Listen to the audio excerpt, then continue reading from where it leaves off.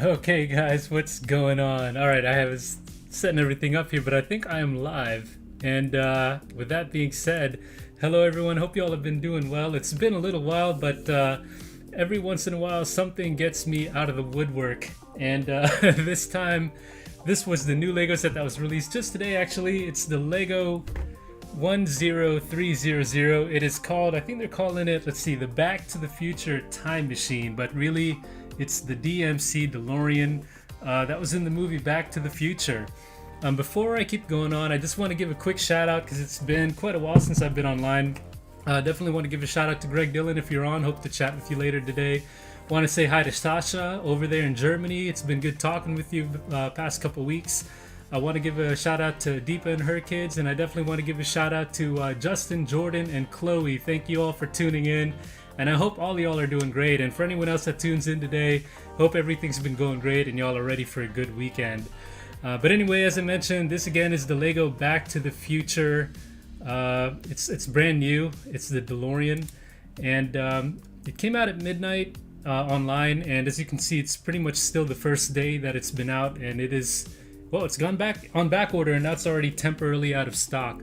I did also go to the store right when they opened, and I've never seen this before, but normally when I get a set that I want, I'll go to the store a couple minutes early, and this is actually the first time since I've been doing that I've actually seen a line for for a set before. So there was a pretty decent line for this set, so I'm pretty thankful to have been able to get one. They did have plenty in stock, so I hope that everyone at the end of the day got there. So with that being said, check out this box art. I definitely like the.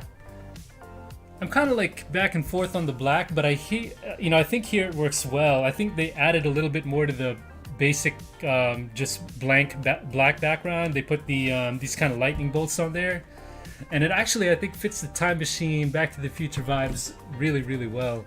And you've got a really cool shot here of the rear three-quarter with the Mr. Fusion. A really cool feature is that the wheels pop up too, so that's really cool. So, and you get two minifigures, which you usually don't get with the kind of creator expert cars of this scale. So with that being said, let's go ahead and get to it. I already did pre-open it, and I've got the PDF instructions here too, so you guys can go along with me here. It's got a really nice again, a nice themed book as well. I'm sure they've got some good tidbits of information in there, and it looks like they've got a couple of decals, like for the plaque, and for the of course the out of time license plate, and yeah. So too bad they're not printed, but hey, it is what it is. It's okay with me. Again, beautiful box. I'll give you a close-up shot of that as well. Here's the rear. Yeah, it's looking really sharp in the black. I really don't mind it for the Back to the Future DeLorean, not at all. Alright. So that being said, oh, also today, I don't know how long this is going, but they've got the Easter, I guess, promotion. I don't know how much you have to spend to get it. I just bought the DeLorean today, and I guess you get a little, it's pretty cool, little Easter egg theme. My daughter's gonna love that. You got the bunny rabbit, and you've got an egg with two chicks. So gonna have a fun time with this with my daughter here, and we'll throw those together. Let's go ahead and get the PDF, the instructions for you here, so we can all go along and get back to the beginning. Yeah, but first check out that sweet photo right there.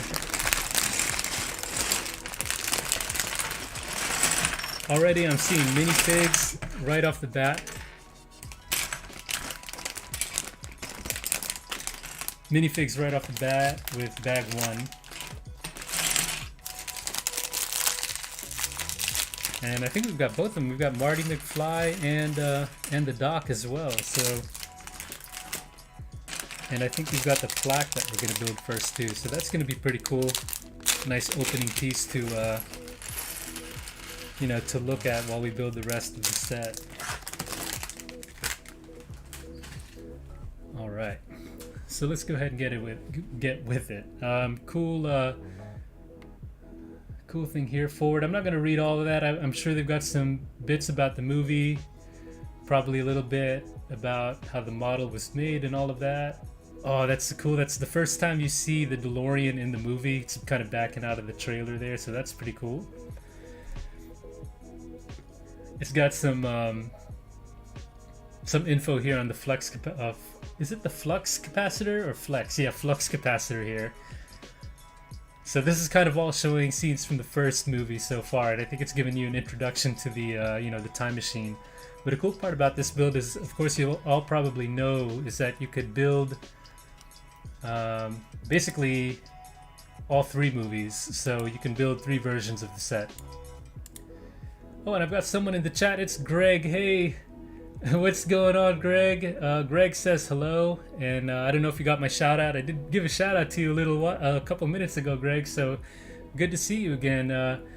And you're getting your Titanic when your tax return comes in. I know you were waiting on the tax return for that, so I'm assuming by now you have the AT-AT. I hope you do. Hope you get that Titanic soon. Hope you can get the taxes filed so you can get that return real quick. But yeah, again, hope you did get the AT-AT also, and that you're enjoying that. So let's see. Yeah, so here's got a cool bit of information. The time machine requires 1.21 gigawatts, as they pronounce it in the movie, of power. It needs to travel 88 miles, precisely 88 miles per hour, to initiate time travel. Runs off of plutonium in the first movie, which he stole from, I guess, a terrorist group. He told him he was going to build him a bomb, but he kind of stole it and used it for his time machine, so that didn't go over well. We've got a cool detail here in the flux capacitor, and I actually didn't know this until like just a few hours ago, but in the Lego set, the flux capacitor lights up. So it's got a lighting element for that flux capacitor, and that's going to be really cool. Nice bonus feature for me. I didn't know that was it had a light up brick in there. I'm assuming that's the designer. I didn't see a Lego designer video yet, so I don't know if they. I usually watch the designer videos when it comes out, but I actually didn't get to watch it for this one. So with that being said, we're gonna go ahead and get Marty up here. We're gonna get the Doc up here, and I'm really looking forward to see the cool hairpiece.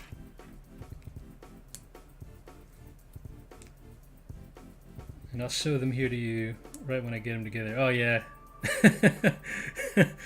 Doc's got a really cool prints. Really cool prints going on the all around, all the way to the pants. The torso and the pants are pretty cool there.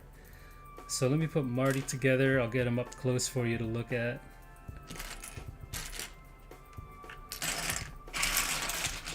When I opened the box, I only had 11 bags in here, so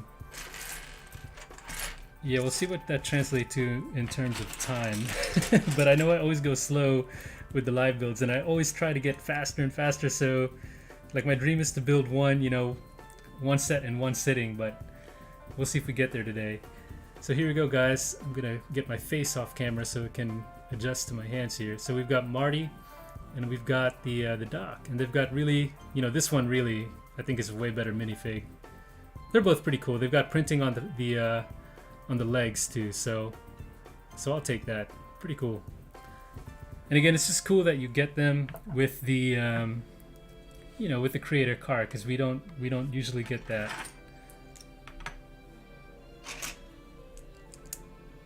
I'm assuming we're building the plaque now. So let's go ahead and get to it.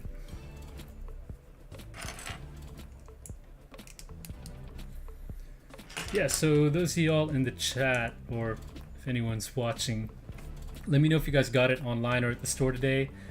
Again, this is the first time I've gone to the store and have actually had to wait in a line. I mean, once it opened, we all kind of filed in. I always think that sets that I want are going to have a lot of interest, but I usually go, no one's there. I'm like the only one there, but not today. A lot of people were there today. Thankfully, they had a ton in stock. People, it didn't matter where you were in the line, people just ran in the store and it just kind of ran. And whoever got to the shelf first, everyone just grabbed the boxes. So I was like, it's kind of sad, but come to figure, they had a whole bunch more in the back, so all was good. They brought out dozens more boxes from the back room, and yeah, everyone came home happy. So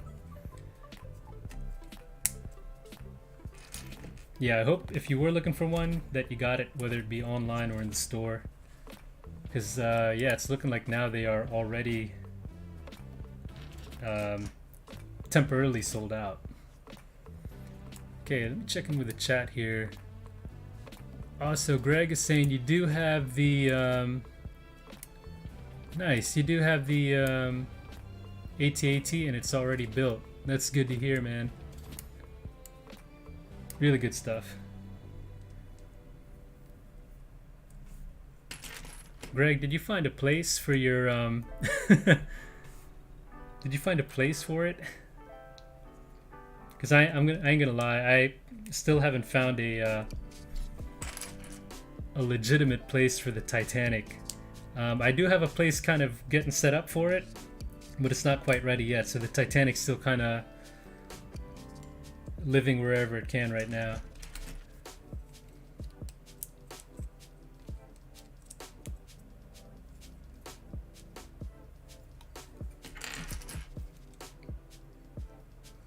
Nice, it's sitting on the dresser. Nice.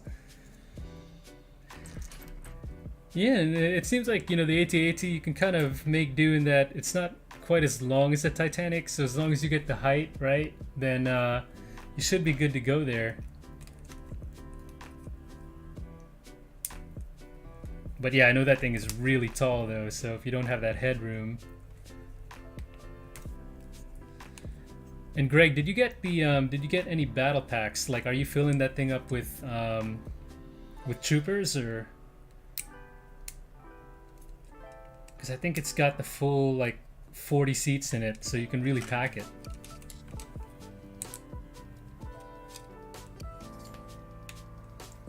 Alright, so I'm finding these really long Technic pieces really difficult to get in.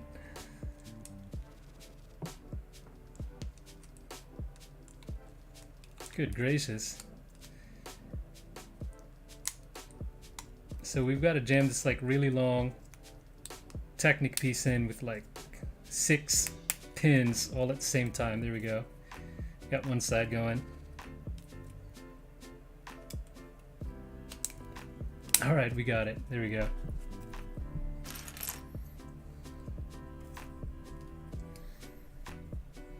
Okay, so I'm not really getting this, but I'm not sure if we're building the chassis yet, or some kind of, or the, you know, or the display stand yet.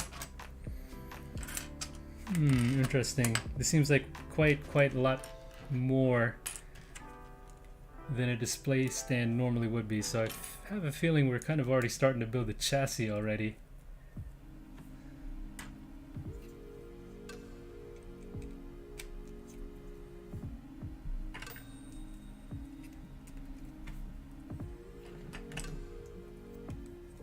Okay, so Greg's saying, okay, so you're halfway through filling it out. So you've got about, okay, you've got a couple troopers in there. And you've also got the Hoth ATST. I did get the ATST, but I haven't built it. I'm gonna wait till kind of we get closer to May the 4th, and then I'm gonna build out. Kind of whatever Star Wars related sets I have and put those on display then. But yeah, I got the ATST too, the $50 some one as well. Actually, let me know, Greg, if you are looking into getting the dioramas, because man, I really like those Star Wars dioramas that are also coming out later this month. They seem a little bit expensive, to be honest. But they're also so cool. They look really good, like as a display piece, but the price point is really hidden. And I really want all three. I want the trash compactor. I want the Jedi training. I want the Death Star run. But yeah, they're like $80, $70, and like $60. And man, getting all three of those is gonna be kind of rough. Might have to just get like one or two.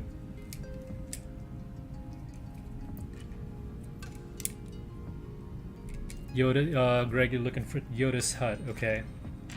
Yeah, that I think that's my favorite one. I mean, it is my favorite one for sure.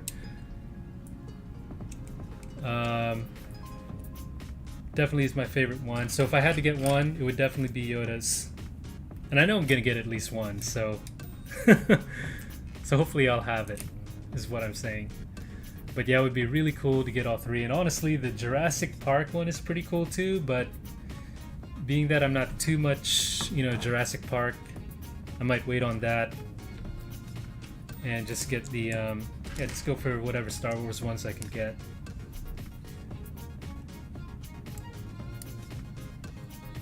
Okay.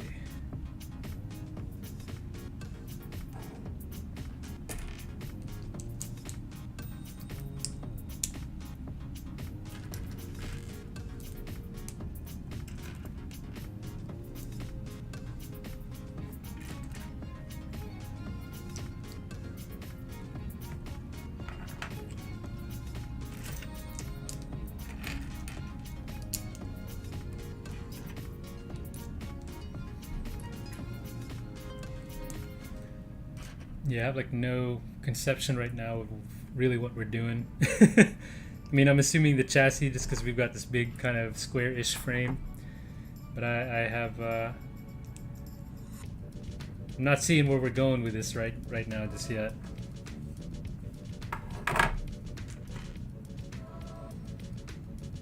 Okay, one thing I really do like is that the DeLorean is, I mean, obviously it's a silver color, silver bricks. I missed out on the James Bond that's been out forever and now it's retired, but I missed out on that car. And I thought it would be really cool because I don't have any back there.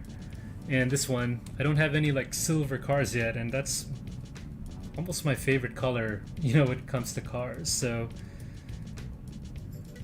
I'll finally have one in the DeLorean.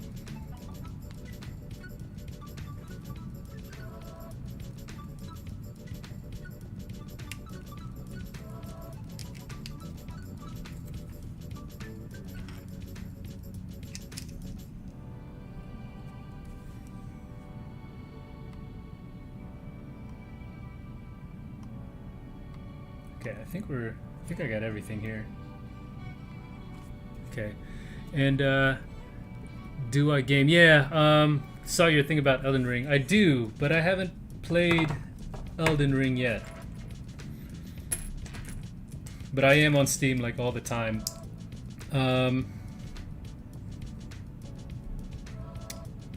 It's gonna sound like I don't want a ridiculous question, but do you like it? Because everyone's talking about it, and I know that's like what everyone's playing right now, but I just haven't tried it. I haven't tried Elden Ring yet, so let me know. Is it worth me just checking it? Like, would you recommend that I go ahead and just grab it and play? I haven't played the any of those games before, so that's kind of where I'm coming from. But let me know if you would recommend it, just kind of out of the bat. And Kevin is on. Hey, Kevin. Whoa, it's good to see you. How are you doing? How's life treating you? Life is treating me good. It's been busy, as I'm sure everyone's been busy with life and all that. But other than that, it's okay. Trying to make more time for YouTube and for building Legos and playing video games. But I'm kind of on a busy spree lately. So, but Kevin, how are you doing? I hope you're enjoying. What is it? The Koenigsegg? Yeah, the Koenigsegg, and hope everything's going well with you. And tell me, how are things going over at your side of the world, all the way over on the east over there?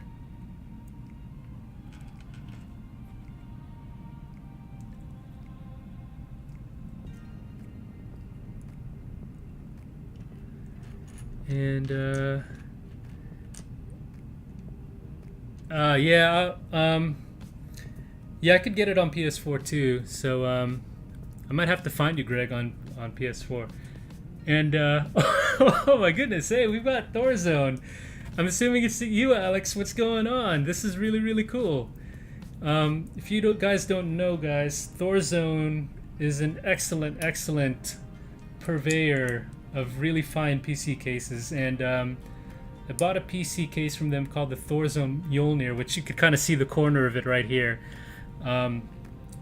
Best PC case I've ever bought, hands down, and I will confidently say that it's a tiny form factor. My first time trying the small form factor.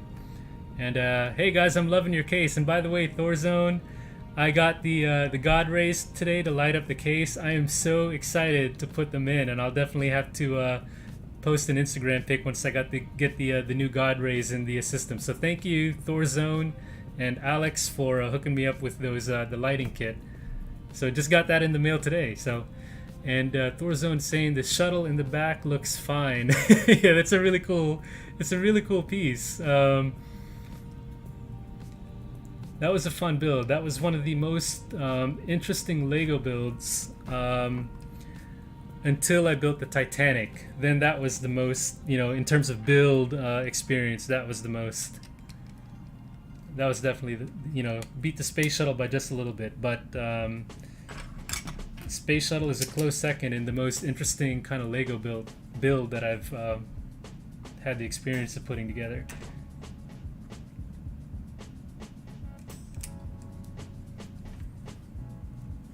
Alright, so I will find you on PlayStation Network. And let me see, did you tell me I need to get this game, Greg? Okay, cool. Alright, I'll find you. If we ever multiplayer though, I'm just gonna let you know I'm not that great, so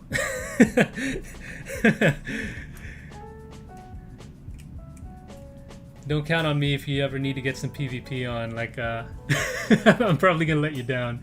On PC, I'm alright. I'm okay on PC a little bit, but on PS, I'm terrible on controller.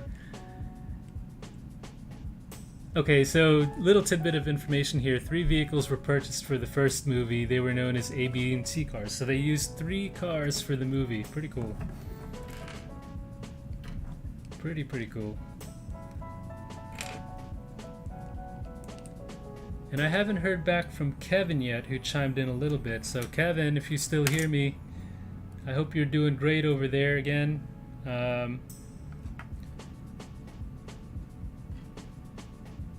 And it's good to see you again.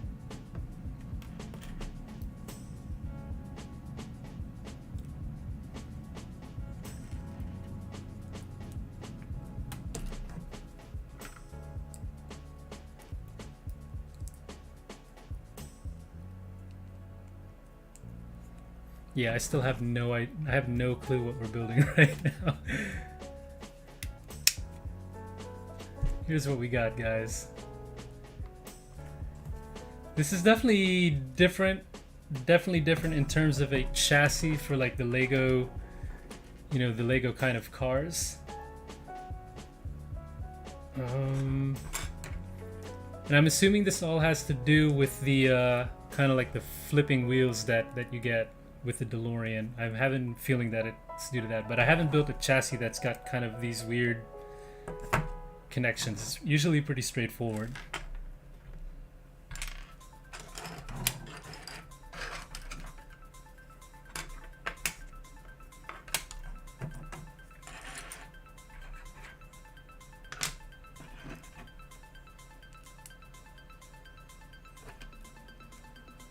All right.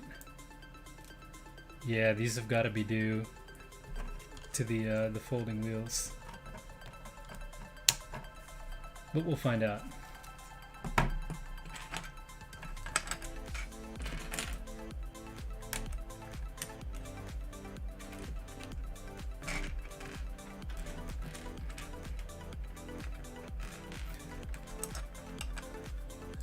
So Greg, you're like the opposite of me. You're bad on keyboard and mouse, but good on a controller. Yeah, I'm the opposite. I am yeah, I'm bad on controller. I'll definitely look out for you though on PSN. Oh, Kevin. Hey, Kevin chimed in again. Finally got around to building the Koenigsegg recently. Been busy moving to your new apartment. Oh, congrats to you. Change, I know moving is always a pain, but congrats on the new apartment, and I hope it's a nice change for you. And I'm glad you got to build the Koenigsegg. Let me know what you thought of that, because honestly, the Koenigsegg, I think, is still my favorite, like, Lego mini car. The Countach that just came out, I've got them all up there. I should bring them out. But the Countach that just came out is a very close tie for first. But that and the Koenigsegg are still my favorite Lego Speed Champs models for sure.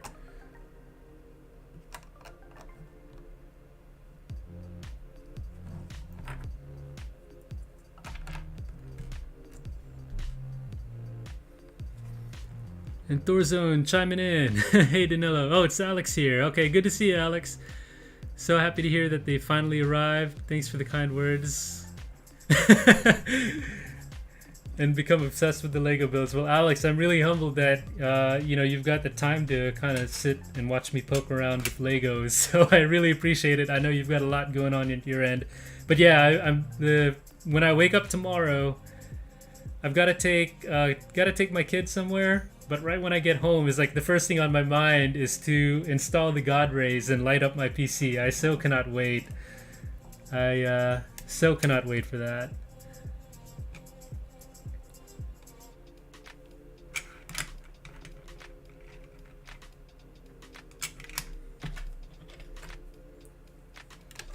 Yeah, it's gonna be looking real good, and I'll definitely post a picture.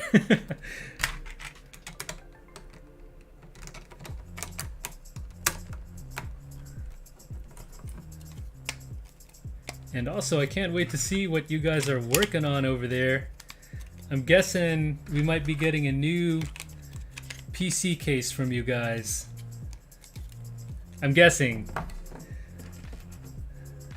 Because I definitely have not heard from you guys yet. I'm definitely looking out, but I'm getting clues. I think you guys are up to something there.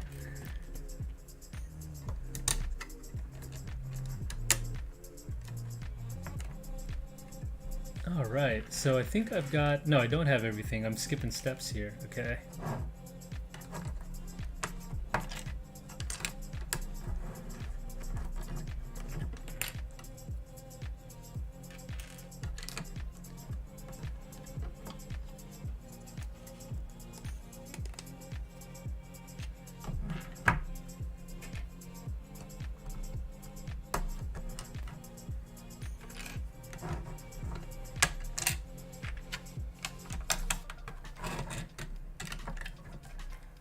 Yeah, I had to go back and redo a couple things.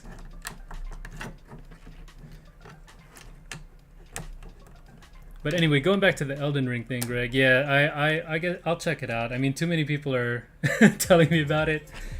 It's like it's all over Instagram, all over YouTube, and I haven't gotten to check it out. But I will. I promise you that. You got to see what the hype's about.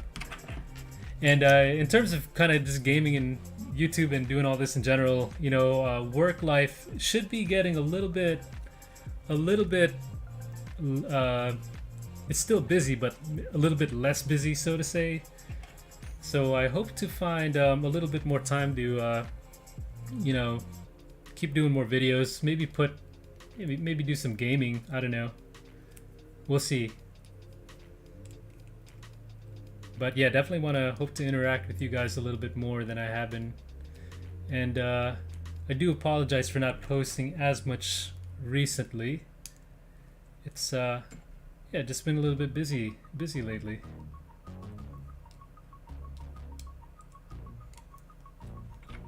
And I hope I have got all this right. I still have, yeah, I don't have clue of what we're doing here. I think we're actually building the kind of the mechanism to flip out the wheels already, because we've got all this Technic wizardry going on here. Okay, I was supposed to I missed the step. All right, we got to go back again. I gotta go back and take this out. Yeah, this is why I don't do this is why I'm not doing Technic builds here, because I'm really bad at it.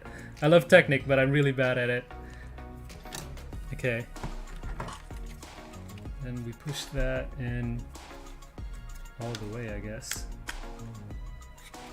Like so. So we've got, I don't know, we've got something going on here, guys. I can't tell you what it is though yet.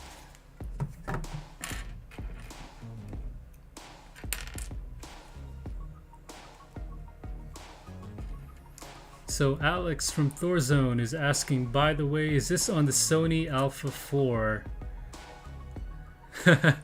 He says he thinks a lot of people are thinking we're just going to make a bigger Mjolnir, but that would be... Okay, so Alex, I would assume it was maybe a little bit of a bigger Mjolnir, just because that's what everyone is assuming. And now I'm really intrigued that that's not just what you guys are doing. So I'm really... Oh man, what are you building over there? And I really want to find out.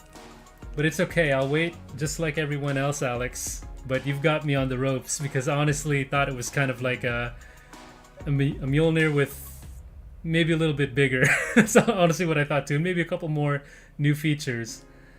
So okay, I'm very intrigued, Alex. You got me here, and I'm still looking forward to seeing the riser upgrades I bought from you guys, and I also got a the Borg to stand it up. So I'm looking forward to see how the Mjolnir looks standing up as well. But Alex, also to answer your other question, this is on the Sony A7 IV. This is that camera right now, and it's been amazing. I just got it. You might have seen my video on me saying I got a new camera. But basically in this mode right now, if you look at my other live streams, they were pretty horrible in terms of quality compared to this, and that was on the Sony 60D. But what I do like about this camera, the Sony A7 IV, is that it's a plug and play streaming feature for what I'm doing right here. You just plug the Sony right into the computer, and I'm streaming through OBS. It instantly recognizes the camera like a webcam. With Canon, I had to run it through a utility, so there was a little bit of lost in translation. I had to use a utility to run, but this one plugs just right in like a regular webcam, and then you can still adjust your settings like your your autofocus like that, your aperture, your white balance, all of that. So I definitely loved that. That was just one of many features that made the Sony A7 a really great camera to go with, and I'm loving it so far. I think this is just the second stream that I've done on it, but looking back at the videos, it's an immediate improvement from the old videos on the 60D. So another tidbit of information here, it's saying the early drafts, the time machine was built out of a refrigerator, but in pre-production, director Robert Zemeckis, sorry if I pronounced that wrong, came up with the idea to change it to a car. So I don't know if I'm reading that correctly, guys, but from what it sounds like, Back to the Future could have just been a refrigerator, but instead they had it be a DeLorean. So if I read that correctly, if you guys, it might be too small for y'all to see,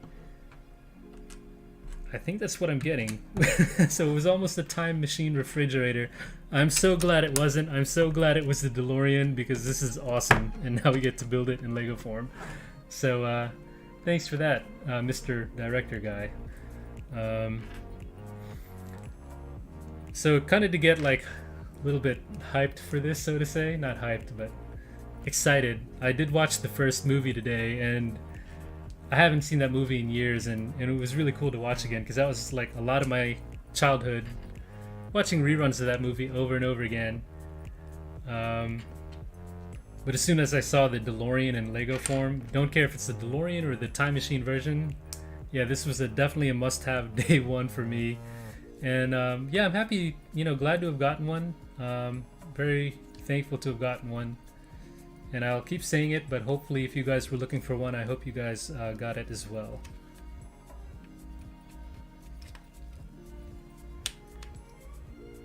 And okay, so caught up with Thorzone. That's cool. I'm excited to see the new product they have going on there. Greg is saying, Alright, probably completing the game. Yeah, I'll get on Elden Ring. I really will. Kevin's chiming in. Let's see. Kevin loved the Koenigsegg. Okay, so you were you were in agreement. Had a few Speed Champion sets in the past, but the Koenigsegg is by far Kevin's favorite. Okay, so yeah, okay. Sorry, guys. Okay, yeah. So again, mine is close between the Koenigsegg and the newly released Countach are tied for number one for me on Speed Champion. I think the Koenigsegg has a little bit of an edge. And it is amazing the detail they can get into that scale, especially when they've gone to the 8 stud wide, like the wider format that they're doing now. So much more detail that they can put into that. And you guys got to see that Koenigsegg. It is insane with details like the ducts, the openings, like the intakes, the angles, and the cuts they put in that thing for a tiny model. It is really, really impressive.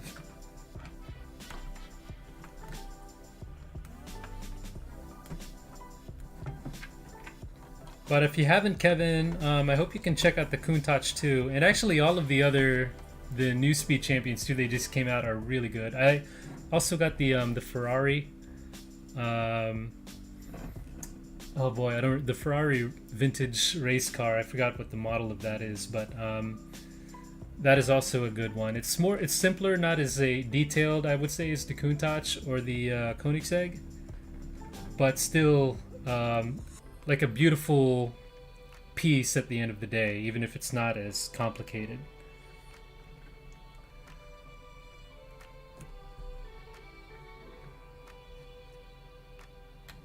Okay, what did I do? Okay, sorry, I got lost. I got a little lost. Okay, I think... Okay. We're putting gears together. So I did skip over the fact that, yeah, we totally did the little latch for the wheels to fly in and out. Pretty cool. And we've got some more gear action here that I'm assuming is part of the whole thing. So, okay, we're getting there. On to bag 2.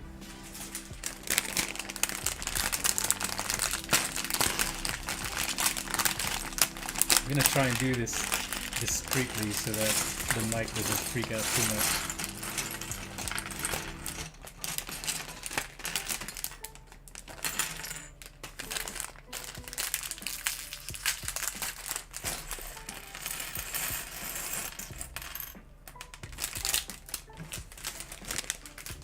Okay, got everything there. All right.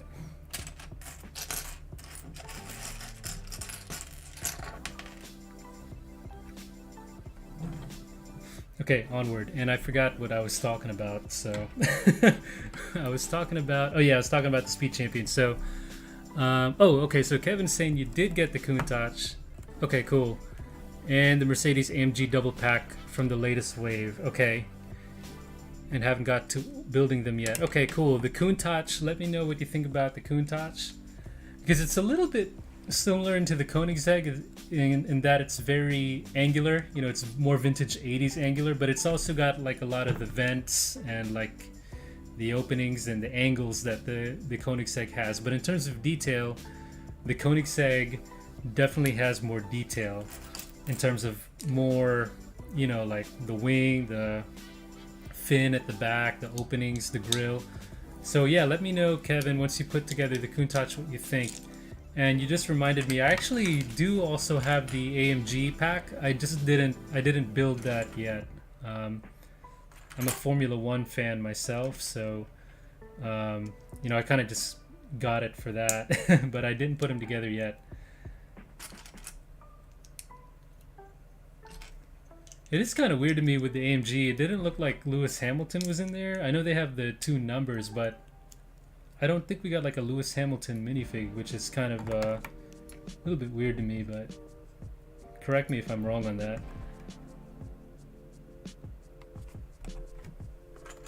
Oh, we've got these like vintage, like old building arc pieces. And one goes back here. One goes up here.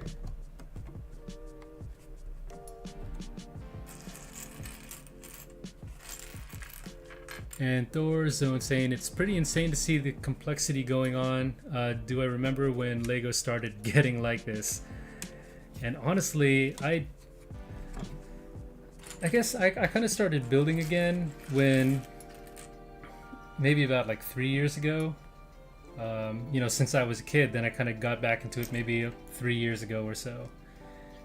And it kind of was a little bit that way, but I think every year I definitely see a progression and a little bit more and more complexity. So yeah, definitely a big difference. I don't know when it got this this complex, but I'm assuming it was more of a cumulative effect over time is what I would say. But I think what we're doing now is a little bit more, Alex, in that this one has kind of the this thing is a little bit weird, and it's unique to this set because it's got the Back to the Future wheels that come up. So it's a little bit unique in that. Although normally now the cars have turning steering wheels, so that it is still complex even on a normal car, even if it's not the time machine.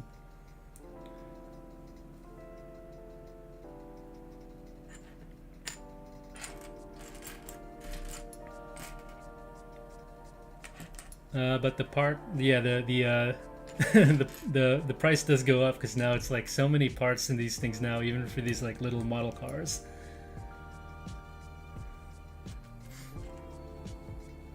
So Kevin's saying, would be great to see reviews on the new sets. Thank you, Kevin. I definitely will be doing that. Yeah, I had a lot of videos actually in the pipeline, and again, it was just work. And a lot of you guys know I'm a dad too, so just those two combined, mostly the work. It's gotten a little bit hectic lately, so again, now I'm on a good. I think I'm in a good place right now to be able to post a couple more reviews and videos than I have been. But I'll definitely post on the new Speed Champions for sure.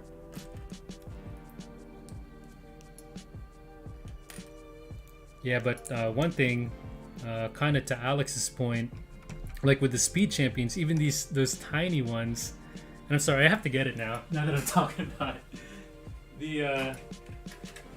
Okay, yeah, so even the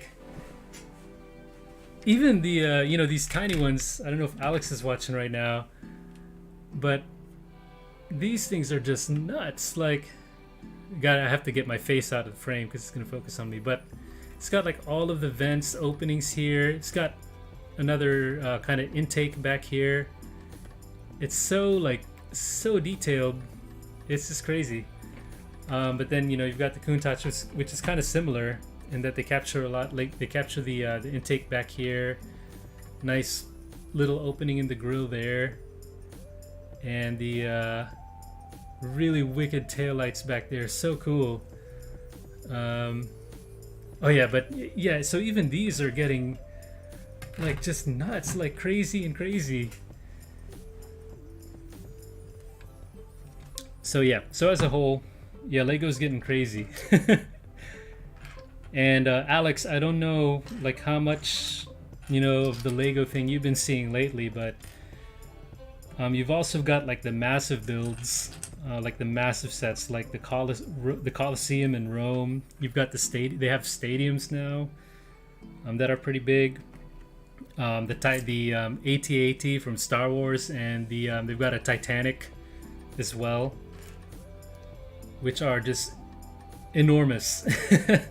And they're pretty epic in their own right as well, just for the sheer size. So you've got that one. They're complex as well to build, and they've got sheer size as well. Yeah, definitely a different world than it was back in the day. Like, at least back in the day when I was a kid playing with Legos, definitely a whole different world there.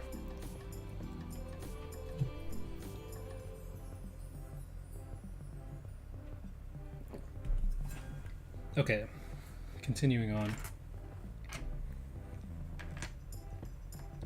So I haven't gotten like for sure, or haven't decided for sure yet which version I'm gonna be building, but I'm leaning pretty hard to the first movie. I do like the Mr. Fusion on the second set, so I may change my mind at the end. But right now, I'm kind of leaning towards the first version of the car. I'm not too much a fan of the third version of the car. I just didn't like all that stuff strapped to the front.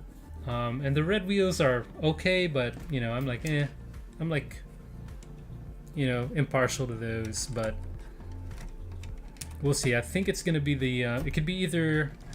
We could be either building either the car from the first or the second movie, but we'll see what happens.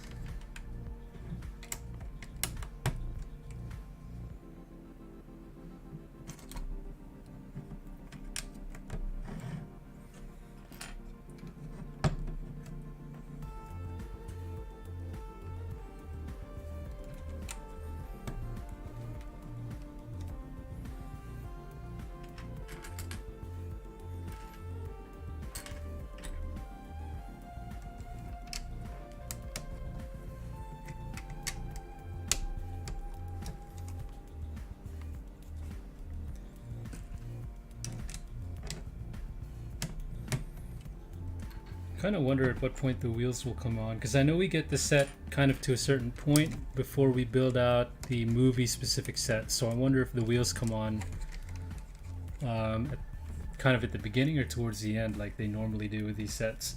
But either way, it's kind of coming together. I guess. How long have we been doing this for? How long have we been going? Probably like an hour? No, not an hour yet, but yeah, we've just been getting really into the chassis here, guys. Oh, and I love that, like the with this new setup I can just autofocus, you know, which I couldn't do before. But there it is. There's the cool latch and close-up here for you guys. Nothing special yet. They're kind of linked to these gears here, and that's gonna get our wheels in driving mode and in fly mode. So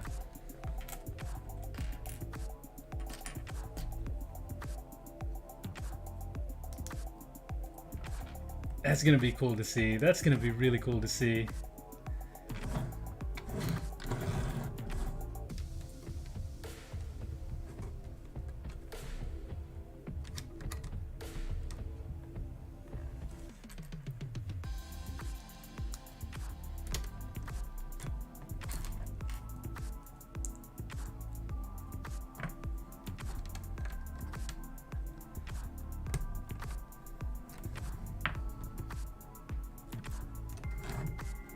Yeah, but anyway, like I know I'm like kind of rambling here, but yeah, hopefully I can get more back into or maybe not more back, but kind of more start out posting a little bit more PC content. I definitely want to do more general review content as well. I did get a Steam Deck. I don't know if you guys have seen that, but it's kind of like a handheld. Basically like a handheld PC gaming device, and I'm really stoked to get that. That should be coming in the second quarter of this year, so hopefully I'll get my Steam Deck. I'll definitely post a review on that as well.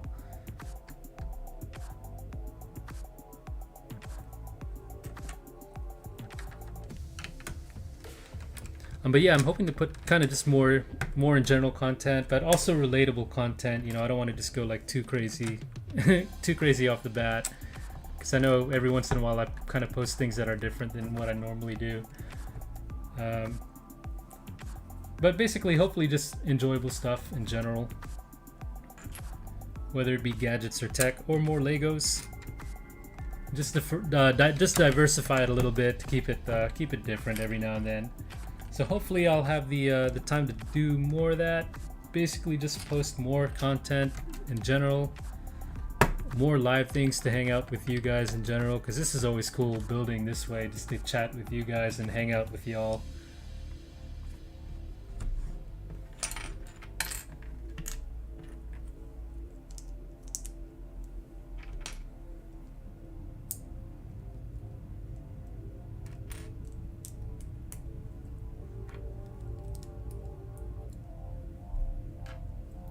Man, and these are getting really crazy.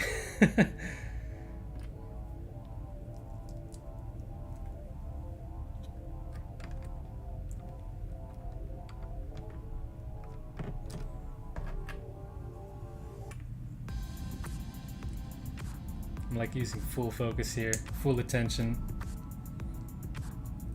Get these, just knock these mini builds out of the way here.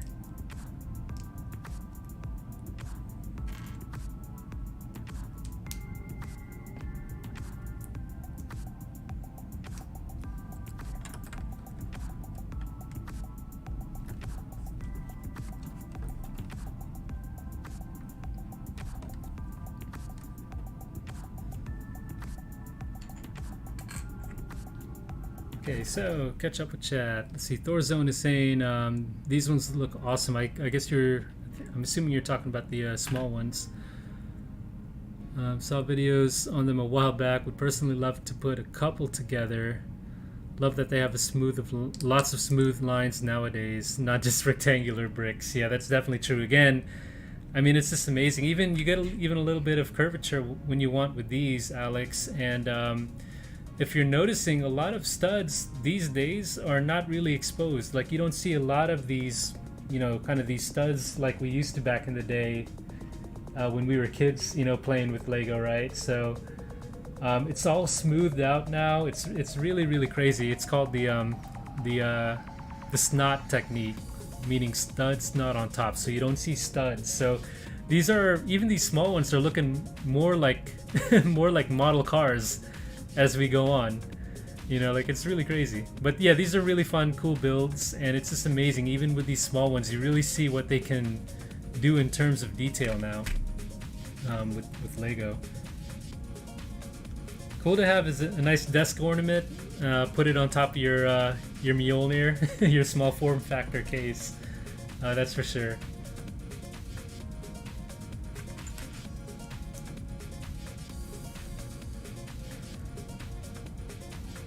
And also,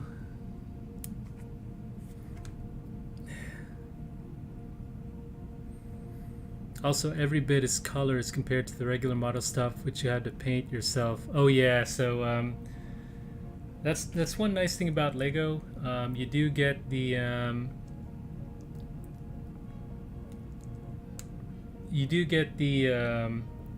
you know, the fact that once you build the model, it's basically finished. You don't have to paint it.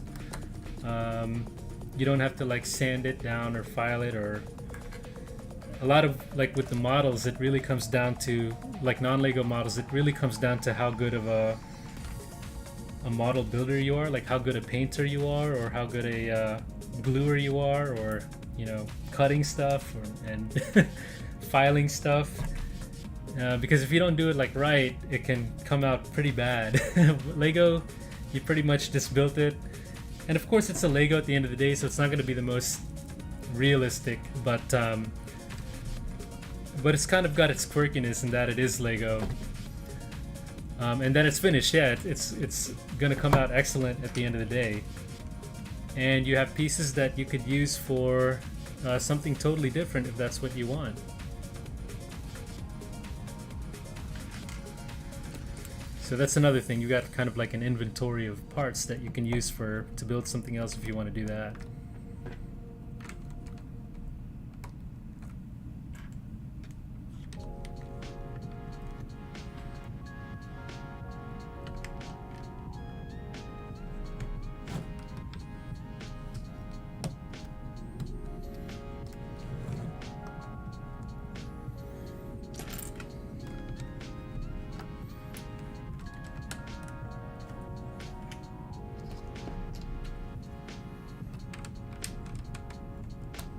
So yeah, sorry, I got lost in thought there. But yeah, again, you know, Lego, I love that it, you know, again, it's not going to look as accurate. I remember people were talking about, a lot of people, when I was looking at the Titanic, were talking, model builders more specifically, were kind of bashing it for how not realistic it is compared to a model. And for me, it's like, well, of course, it's not going to be as real as a wood model. But with the wood model, you kind of have to put the effort to get the materials, to glue it, to cut it, put it together, and paint it. And I get, that's their thing. So that's kind of, they want it for the ultimate realism. But, for Lego, that's not what it's about. It's about, building the system and making a replica of something, but it's made out of Lego. I don't know how to explain it. I'm not very not very eloquent saying it, but it's not about pure realism. It's about imitating something with Lego, and I think that's the fun part of it.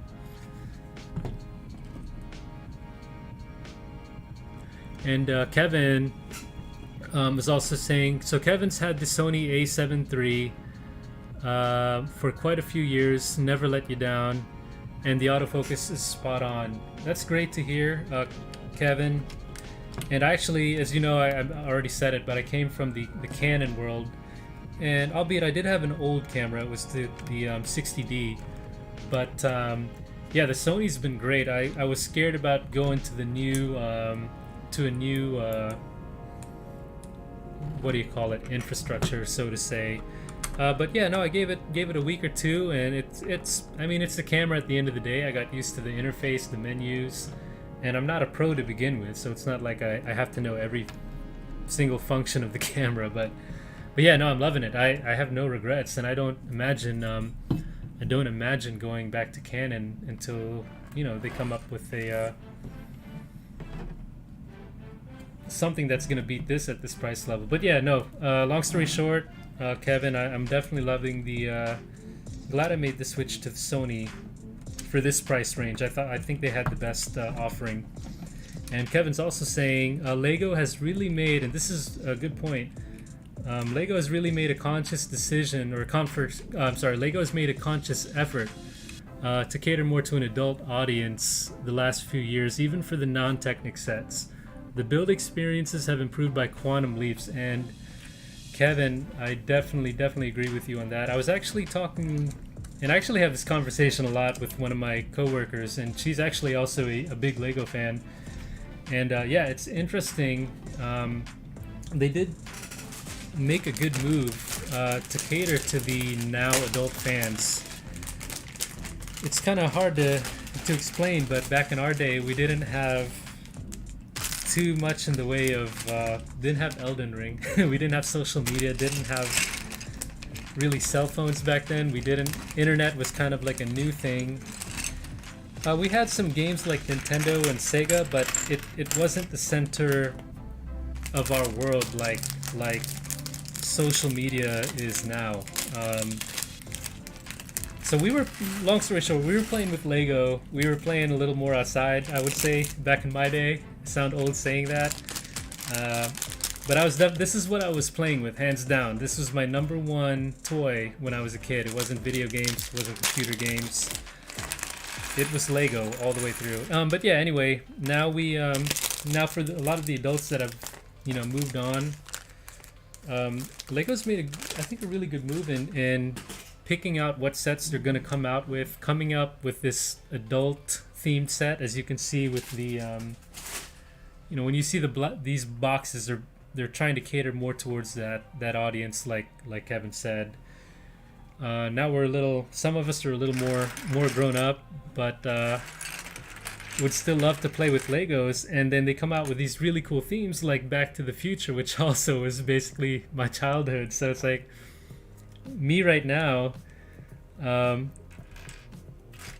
that's all the excuse I need to stay in Lego.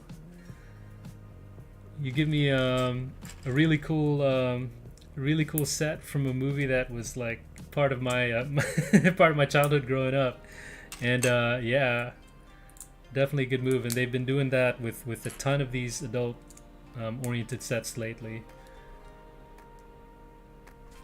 And I think they're always killing it with Star Wars too. It's just that the Star Wars ones come with a really hefty, they always have come with a really hefty price tag for what they are.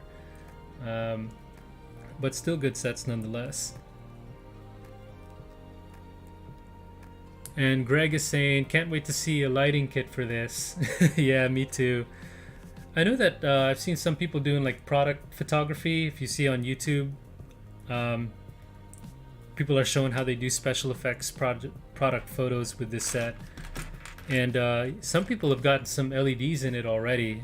They're not lighting kits per se, but people have lit it up, so to say. So yeah, I know that you've got to know this set is definitely going to have a lighting kit. This is like primed and ready for someone to make a lighting kit for this set. So I know that's going to be out soon.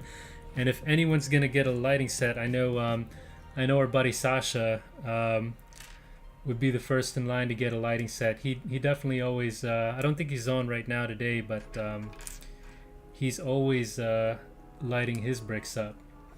And funny enough, I've been meaning to get one for the Home Alone and for Titanic, but I have not, not to this day gotten any lighting kits yet for any of my Legos. And yeah, I need to get on that.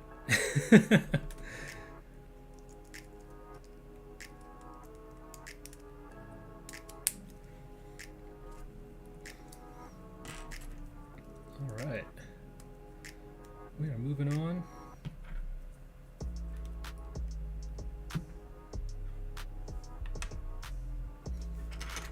Yeah, this is all weird. I don't know if you all are seeing this up here.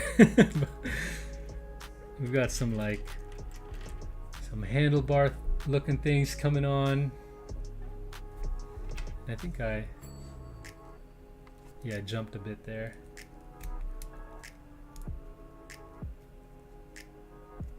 Don't ask me what we're doing at the moment because I have no clue. But anyway, Thorzone Alex is saying 3 a.m. in Sweden. Oh wow. Thanks for staying up. Sorry to keep you up, man, but 3 a.m. in Sweden, so having to rest for today. Can't wait to ship the Riser Borg. I'm looking forward to getting that. Thank you for not forgetting about me there. Sorry for the snail pace Danilo, but I hope they are really special when you get them. And again, no worries on the wait. I really appreciate you guys there at Thorzone for not forgetting about me and still hooking me up. But I'm looking forward to getting those pieces from you to add to my PC, and I'll definitely do a review on them as well once I get them fitted on. So again, thank you guys for not forgetting about me there. Doing so much an awesome job with the channel. Certain it will grow, slow or fast it will grow. Thank you, I really appreciate that. Can't wait to see your upcoming stuff. So no, thank you again, Alex. I appreciate it. And yeah, slowly but surely, hopefully we can grow a bit more over the years, and hopefully I can get really I need to get posting more.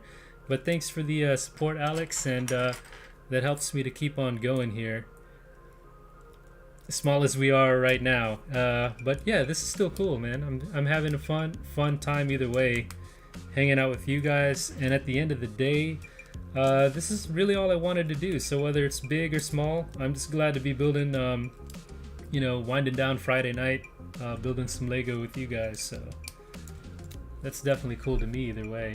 But anyway, have a good night in Sweden, or a good morning in Sweden over there. Thanks for tuning in again. And Kevin's saying, for him, Speed Champions hits the sweet spot between realism and the inherent Lego charm. Yes, yeah, that is a good point. I didn't. Good point to hit on the charm, because yeah, the Speed Champions is definitely that sweet spot. They're getting complex in their own right, and when you put them together, they're astonishing, and for the detail they have, but then they're still at its core, a good Lego set. And it's got the fun factor, so to say, in that you get kind of to this scale, and it's getting almost a little serious at this point. I mean, when you get to this, I wouldn't say Technic, because the Technic, of course, they're very detailed, but you can definitely tell at the end of the day, I mean, it's a Technic. But you're starting to get a little dangerous here now when you've got sets at this scale looking the way this does. It's just amazing. But yeah, good point, Kevin. On the Speed Champions, it's a really good balance between detail, also scale, and having at its core, a nice little Lego set at the end of the day.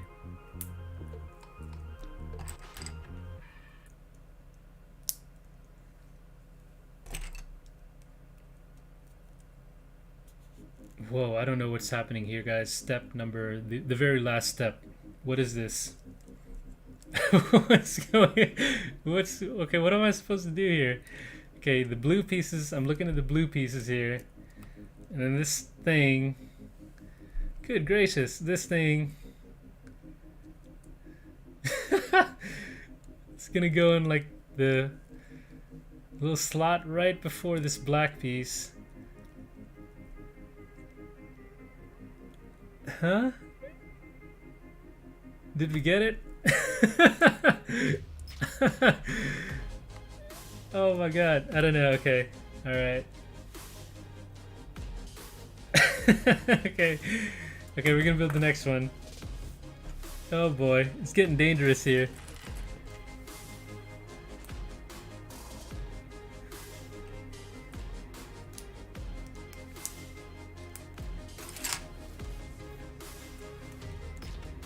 I'm gonna try. Okay, I'm gonna do a no talking thing here. Let me just do this. Put this thing together.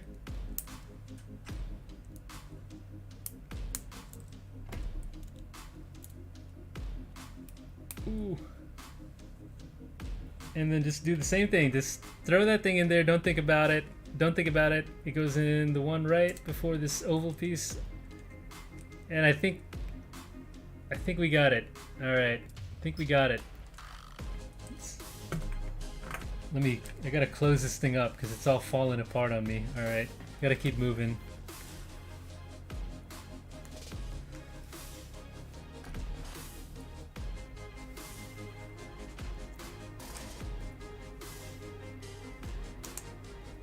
Okay, doing 2 of these. I'm sorry guys, I gotta gotta hone in on this part right here. Oh boy.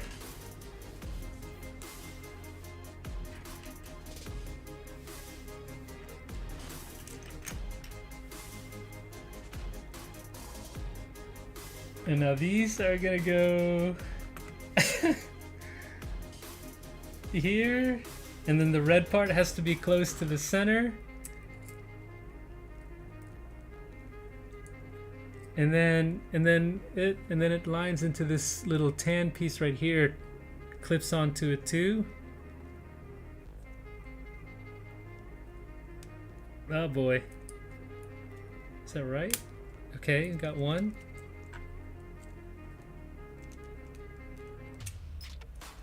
Yeah, Alex was just saying, when did Lego get this complicated?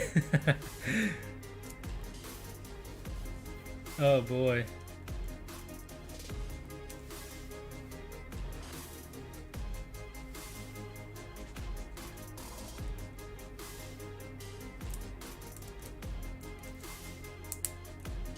I think we got it. Okay, I don't know what this piece was, guys. It might be the front or rear axle. I don't know. But that was a little bit complicated even for modern Lego standards to put together, because you got to put a lot of hinge pieces that are not, they're like flailing about, and they're not hang, you know, they're falling out all the time. You got to slap them all in there and lock them in place quickly. Yeah, okay, that was a little bit complicated. Let's get moving.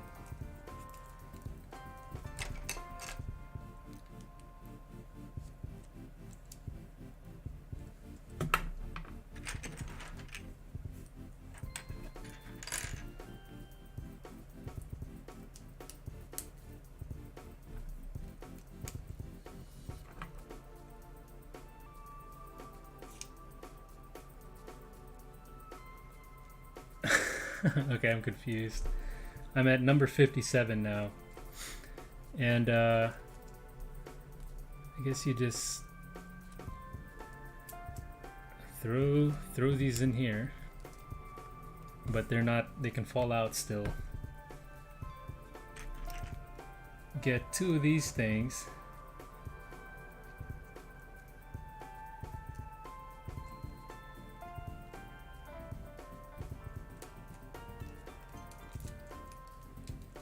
My goodness, this whole thing is like falling apart on me.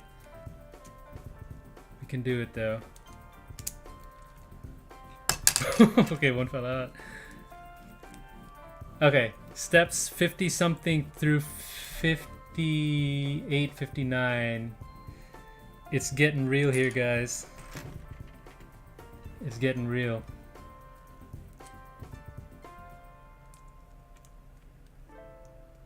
I think we got it, but they're still loose. They can all still fall out.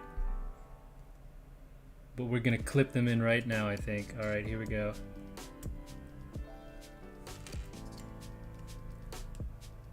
Ooh.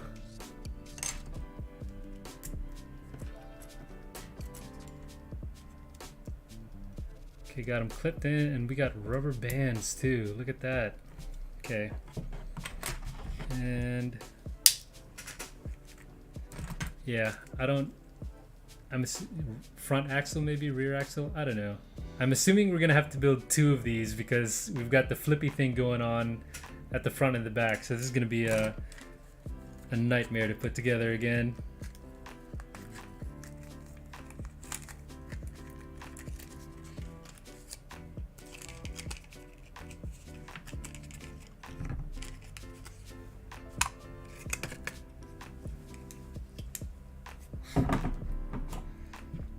Okay, rubber bands.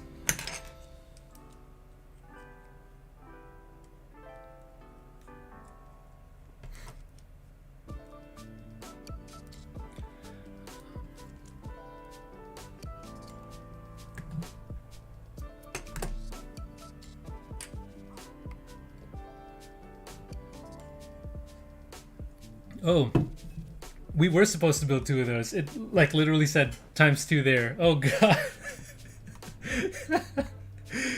We gotta go back and do it again. Oh. Oh, okay, we gotta do this again, guys. This was so difficult. I don't know what it is, but we've got rubber bands here. I don't know. Okay, they're okay, that's how the wheels are gonna go from vertical to horizontal like that.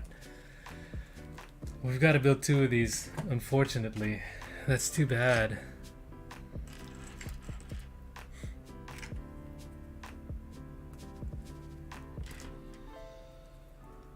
We'll get it done though. We'll get it done.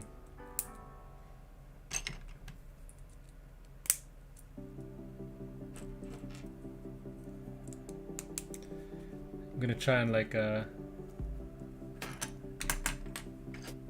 is it possible to speed run it? We're gonna try to speed run it, quote unquote.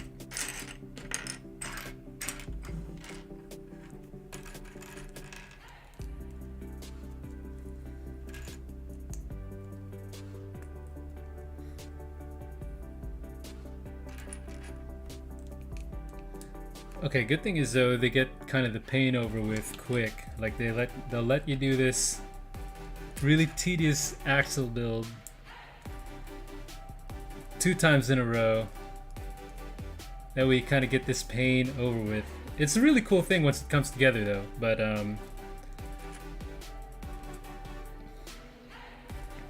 and the second time around I'm kind of just, you get a little bit of that muscle memory, so it's easy somewhat to remember still. So let's power through this, get all this in, and I'm not looking forward to that part where you've got to hang all of like the control arm kind of things in place, and you've got to go like a couple, like 3 or 4 steps maybe, with a couple pieces just hanging off. You got to hold on to everything at the same time while putting the new pieces on, so that is a little bit tedious, but I think we'll get it. And I've never seen these pieces before. I don't know if anyone has seen this. I don't know. Yeah, I haven't seen this ever. First time using that. Don't know where that came from.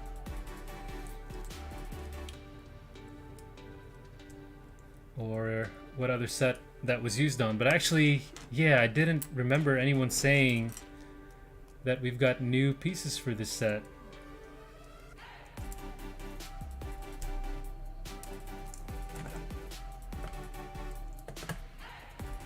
So if anyone knows, if we do have new pieces, yeah, feel free to chime in. But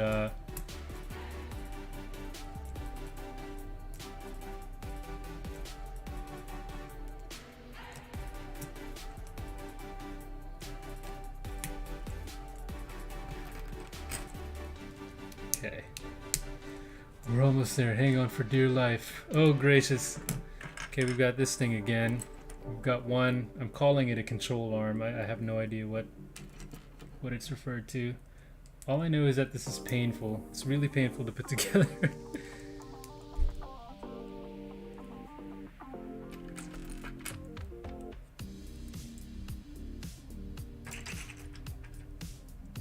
Okay. Second time around, I think doing okay though. I think we'll get it, guys.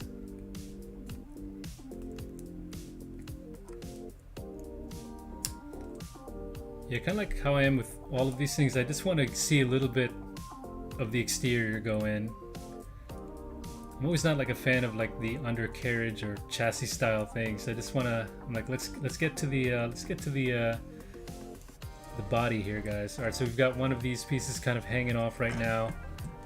We'll quickly do, or somewhat quickly do, the other side here.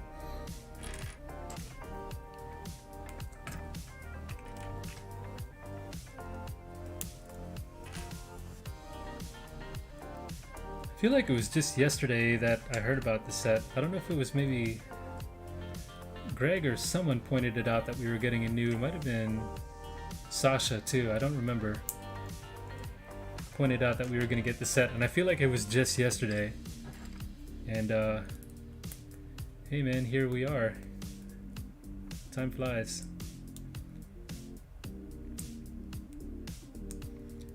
And actually, I did kind of forget about this set because they had the Vespa, right? Like last year we had the Porsche, and then this year around March they came out with the Vespa. So I was like, I mean, it's cool. It's cool if anyone's into that, but it's not really my thing. So I kind of like gave up on the creator expert car for the year. So I forgot that this one was kind of rumored to come out. And yeah, so I got re-surprised, so to say, when this came out. I was like, oh yeah, they had a DeLorean coming, so very cool. And here we are, day one, and on back order already, of course.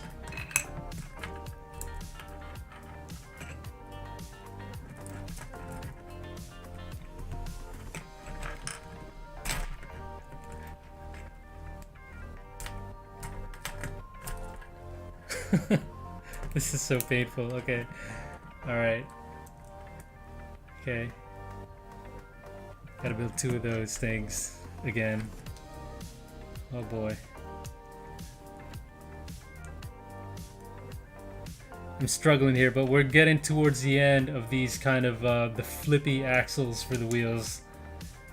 Hopefully, in terms of like pin, like rack and pinion style assemblies, hopefully this is the last of it, because I think once we get the axle in, what really more is there in terms of the complex moving things on this set, except the doors. I think those are going to be pretty new to put together.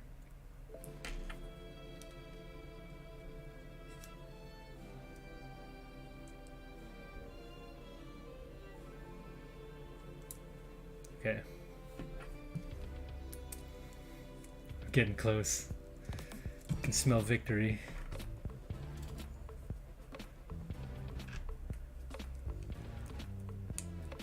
Okay, and then kind of like throw these in there, but they kind of just hang off. They don't really like... They're not secured in there yet.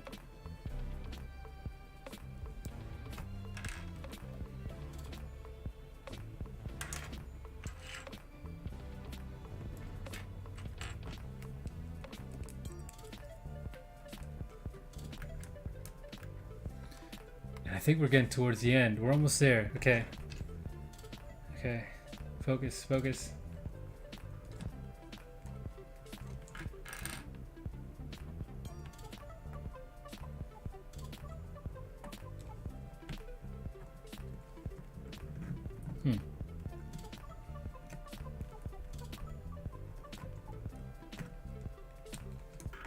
hope I got this all right. Okay, that fell out on me. I hope we got this all right. I'm almost done with this little thing here.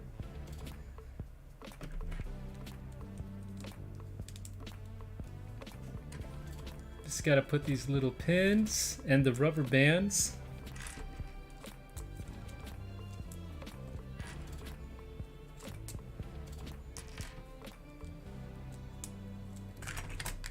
And we're almost there. I like how they've always got these gigantic boxes for like the smallest rubber bands. Okay,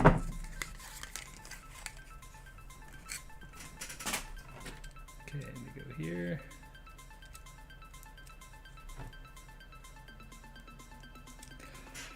Woo! We did it! Oh my god. This was painful, guys, but hopefully worth it. Yeah, I mean, these are like very painful build, but very interesting. I'll give it that. I'm just stressing out because I'm on camera right now trying to do it, but it is interesting. It is fairly difficult, and you get a lot of pieces trying to fall out while you're doing it. But in essence, this is one of the big stars of the show in that this is the mechanism that allow the wheels to go from vertical, like you see here, to horizontal in flight mode. So yeah, very tedious to put together, but really pretty intricate, and can't wait to see how they interact with the lever at the bottom, and if they work. That's gonna be the big question. And I like how in this diagram you just kind of slap them in, but they don't really show you where they go. Oh boy. Okay, I'm gonna start with the back first. I don't know what I'm looking at here. Oh boy, not looking good. Oh, backwards. Okay. Okay. Got kind of one. We're almost there. Just trying to get the gears to line up. Oh, we got one in. Okay. Now we do the same, so we just got to get the gears lining up.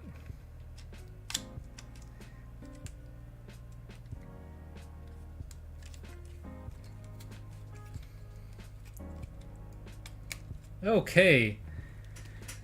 And by some act of miracle, they by some pure act of I don't know what, like the two axles slotted in. And I'm gonna try, even though they're not secured in yet, I'm gonna try to activate the lever and see if they work. Oh boy, don't fall apart. Do not fall apart on me. Okay.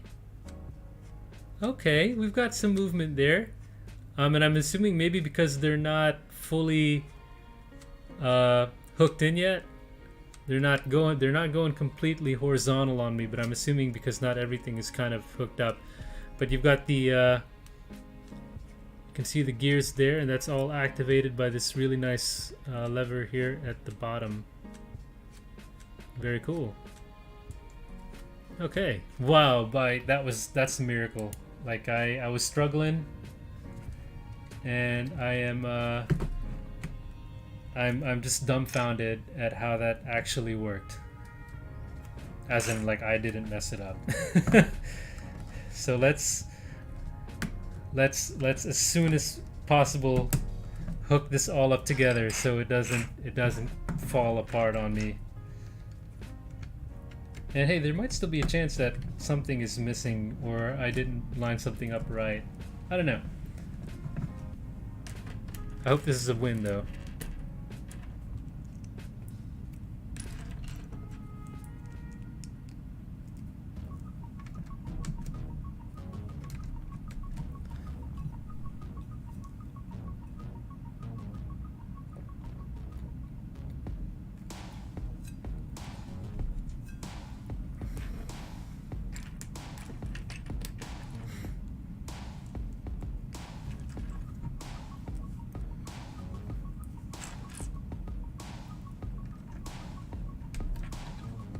Okay, now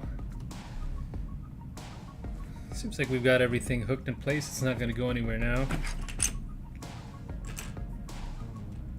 Whew, I was sweating there. I need to like regain my composure after that. That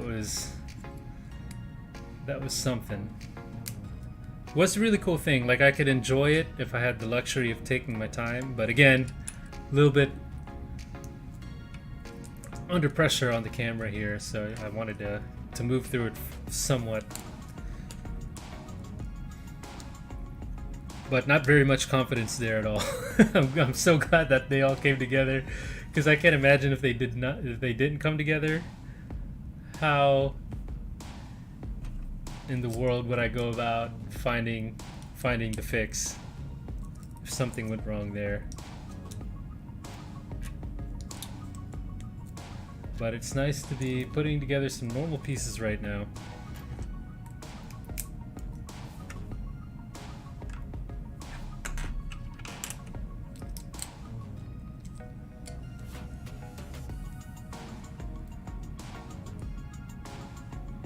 Kevin chiming in. Thank you, Kevin. Kevin saying, great work. Those sub-assemblies really need some stamina. Yes, thank you very much, Kevin. Yeah, that one in particular, wow, that was something.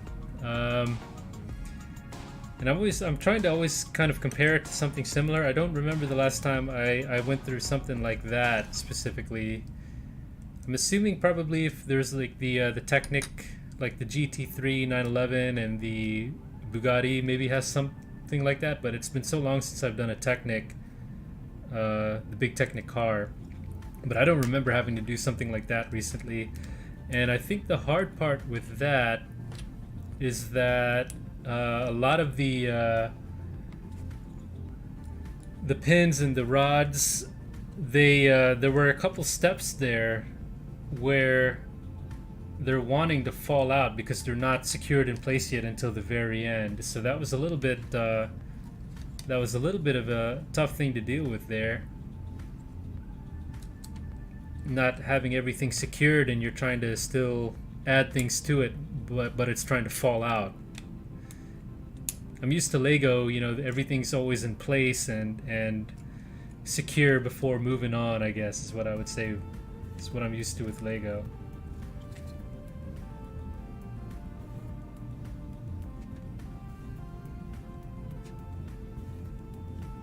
And I'm actually realizing now that I think I I think I had to have the lever, oh no, on this side.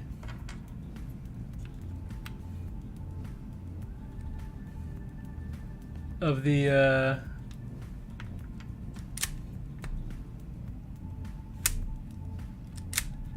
huh.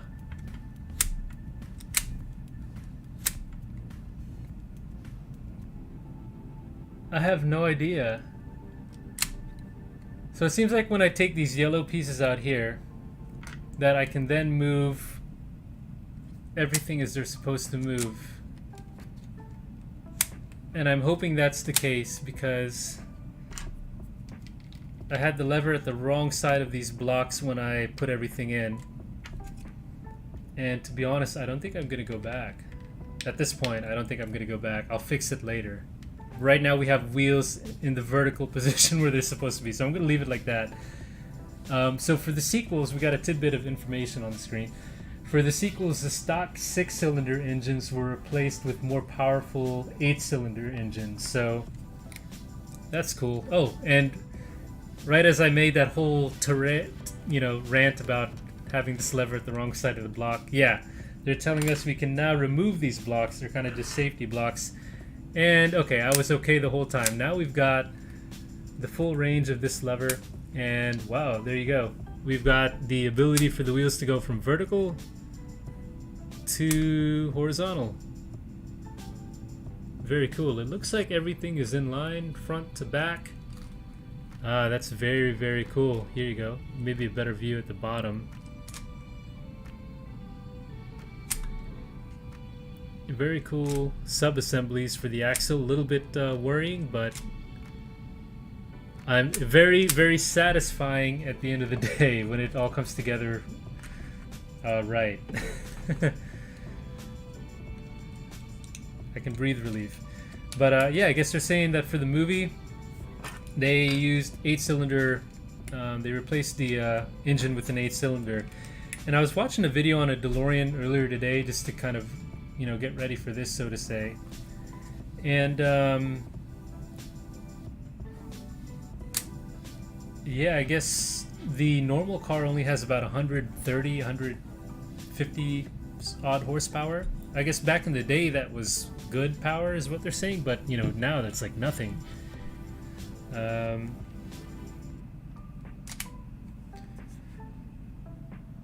So yeah, I guess for the movie, just to get some performance, they used V8s in that, which is pretty cool.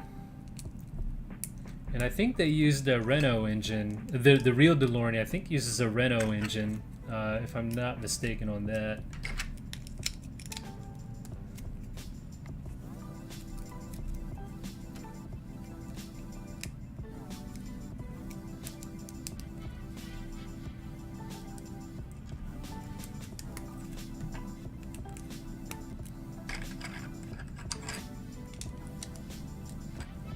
It's like really refreshing to put some normal Lego pieces together right now.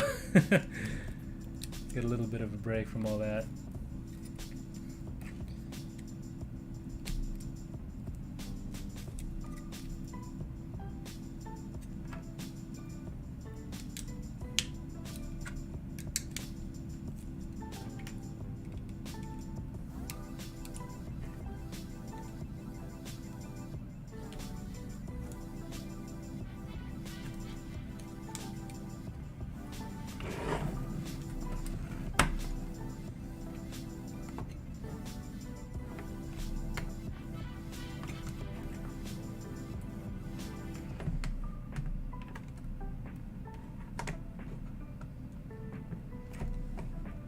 Yeah, really Technic heavy chassis here. Very Technic heavy. Again, normally with these, like, you know, the Porsche, you only get like the Technic bits in the working steering. You have springs and stuff, but again, not too many Technic elements. This is a very Technic heavy frame for a Lego system, Lego creator type car. And I've got to be missing something big because I've got a big 4x4 here that I didn't use. Yeah, I did miss it. Let's throw this back on. Oh no. That was a big piece to miss.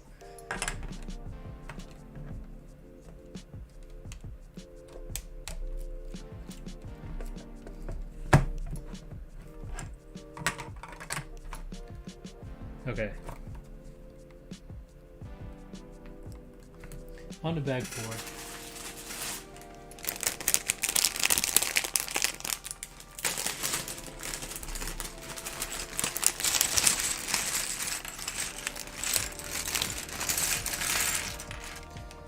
And like, to my relief, normal pieces. Oh boy, thank goodness.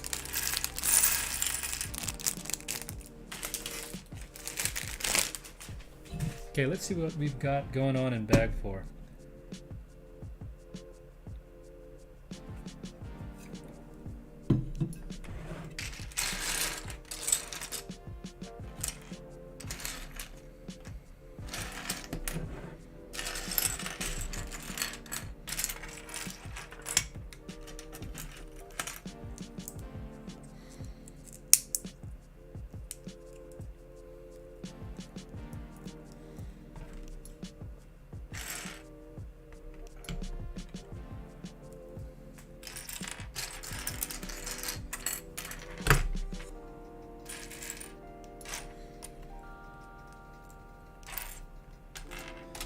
This might already be, just with that whole kind of sub-assembly there, this might be the most complex creator type Lego car I've put together to date.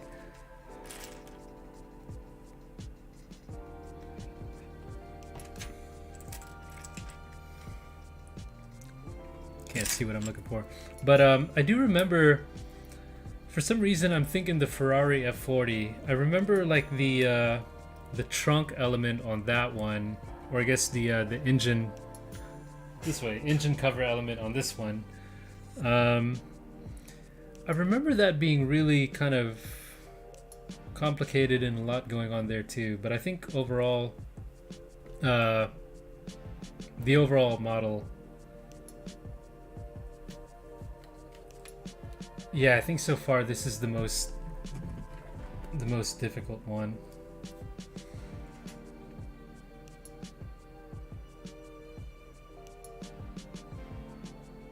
And I have no idea what's going on here because I think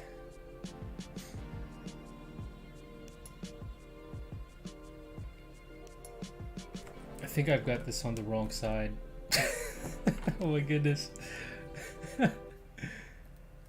Yeah, see, this is like it's really complicated because you've got the chassis and then you've got the two ends and everything links up together, but you got to remember which side is your front and which side is your back through the whole thing.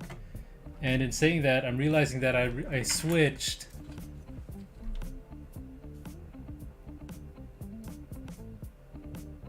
a lot of this. Like this is supposed to go on the other side there, and I think we're okay. I think it's a quick fix.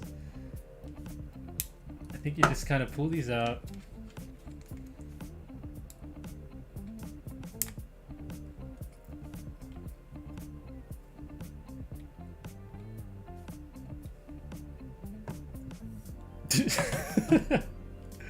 Oh boy.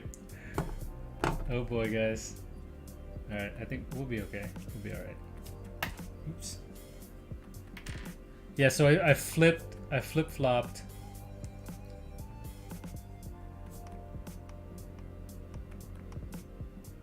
Basically the two big axle pieces here. So what I'm gonna do carefully is try and salvage this, and I gotta swap like the trunk and the front pieces back around. Man, that got really made it this far. I thought we were in the clear, guys, but luckily it's a quick fix. Yeah, so I totally swapped the front and the back here. So let's make sure I get this right. We've got this blue end here, right? The blue end like right up there, or right up here I should say. And we put that piece with the red and the yellow blocks up here.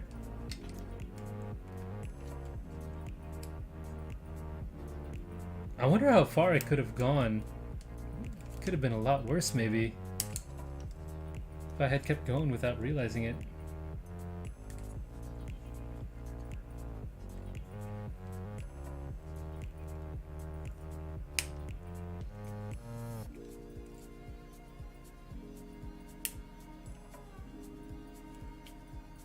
And weirdly, I'm getting some like resistance from the pieces going in. Kinda don't know what's going on here.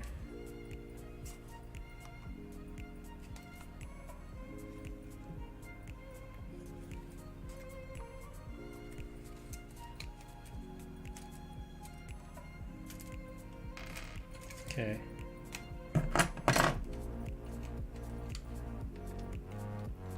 I'm having to do like a lot of swaps here. We totally botched it. Still salvageable though. I'm gonna need you all to keep your fingers crossed for me, guys. Okay, we got one in.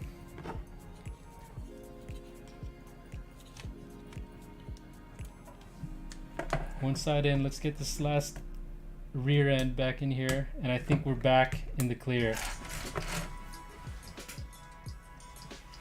Okay, so now basically we had to swap the front, this front and the back, and let's look at this diagram now. We've got it correct now. We've got it correct. Thank goodness. I think we're back in line here. So we're gonna keep going now. Alright, alright. That was a really bad mix-up. I totally swapped the front and the back.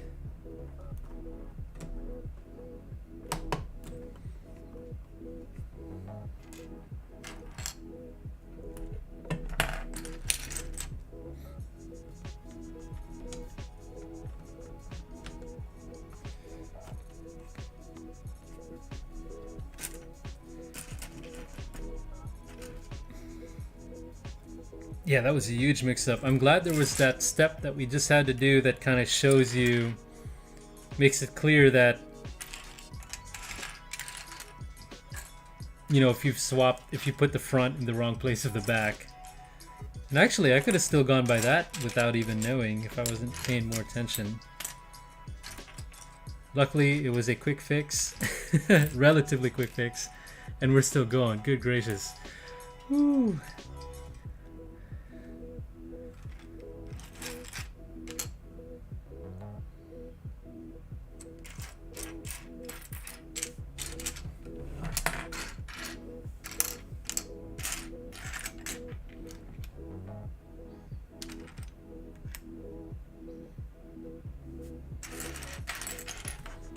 I feel like I'm like short a piece right now. Kevin's asking, wonder if the quality of Lego rubber bands have improved over time.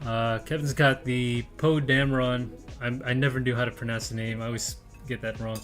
He's got the Poe X-Wing from a few years back. I guess the multicolored X-Wing that uses a couple of those, and the bottom wing started to sag as the bands got stretched out over time. That's interesting to know. I don't remember. I have the Luke X-Wing from early last year. I don't remember if that had rubber bands in it. I do have a Porsche 911 GT3 Technic, and that's got 2 rubber bands for the shifters. And I don't know how old that is compared to your Poe Dameron, but those have got rubber bands, and that set lives in like my garage in the heat and the cold. And surprisingly, the rubber bands on those are still, they haven't cracked or gotten brittle. They're still strong, and I've had that for maybe 2 years now. So Kevin, I hope that what I have are better rubber bands on that, because again, like I said, that the Technic 911 I have is it's in the garage in the extreme heat and cold, and I really do worry about the rubber bands. And I was actually thinking about just getting replacement rubber bands, just keeping like a little box of spare bands in case the rubber bands go broke. But these look like the same rubber bands. They're just kind of the white, small, stretchy bands. So I don't know if they've gotten better over time or not.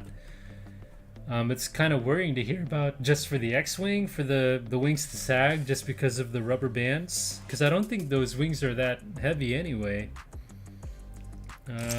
That's worrying me a little bit, Kevin. Hopefully you can just get, you know, replacement bands though for that. Oops, dropped another piece.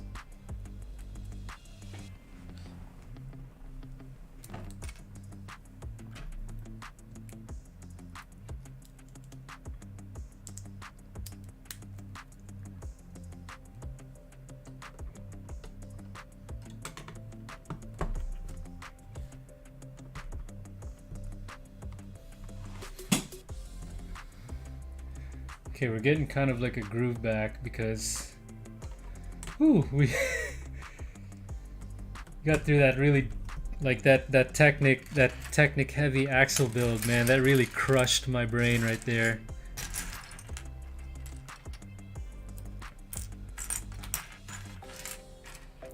So I'm glad they give us a break from that. But they're usually really good at that, timing that stuff. They give you the really heavy builds, and then you get like the get a little moment to relax before you get on to the next crazy build.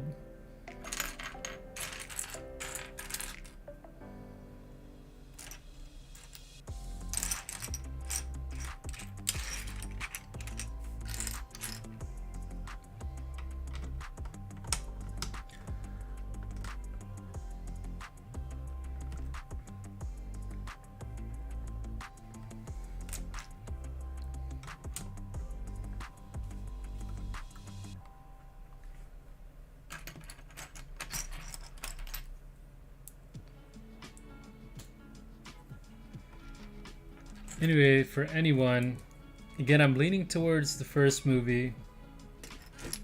Does anyone have a particular style of DeLorean time machine from whatever movie they prefer? Yeah, I'm still really, I'm biased towards the first. The one I like about the second one is the blending machine, the Mr. Fusion. I think that's a really cool feature, but for some reason I'm kind of I do like the first. I like the really cool kind of like the lightning rod that sticks out of it to get the lightning. That was pretty cool from the first movie. And I haven't rewatched the third one, but I do realize that the third one's got like the red accent around the wheels, and it's got something strapped onto the front hood. And it's been a long time since I've seen the third movie. I don't remember what all that stuff was strapped onto the hood. If anybody knows, that would be great. Yeah, but I wasn't feeling the third one because it's got that kind of all that stuff on the hood, and I think also because I don't remember what it was. So I do already know some people that are already like getting all three of them,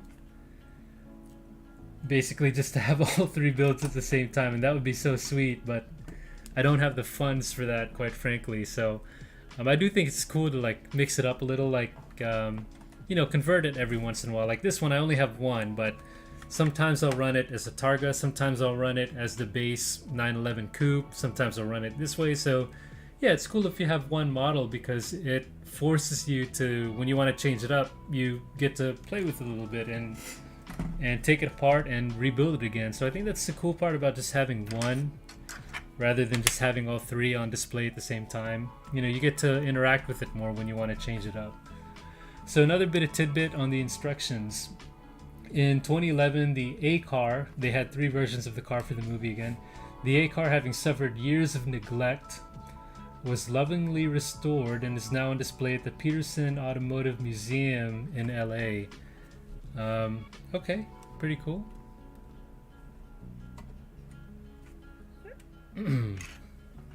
It's crazy. I don't know when they're saying that the A car was neglected. I don't know if that's during the movie or after the movie. I'm assuming after. But I would just imagine that if you own a DeLorean from the Back to the Future movie, that you would maintain it. It's pretty sad to hear.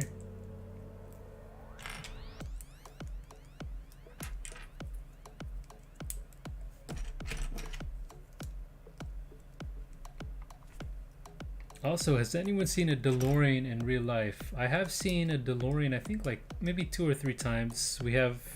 You guys probably heard of this thing called, or maybe not, I don't know, Cars and Coffee, which is, really all around, at least the USA. I'm sure it's in other countries as well. Just people get together every weekend and bring their cars. So in my area, a couple of people do have, I have seen some DeLoreans every now and then at those events. They are pretty cool, like to see in real life. It's just really cool to see the bare metal finish rather than a painted finish. So it's kind of cool to see all that out, like the brushed metal body. Very, very cool to see in real life. Very unique. You don't see that. I don't think I've seen that really on any other car.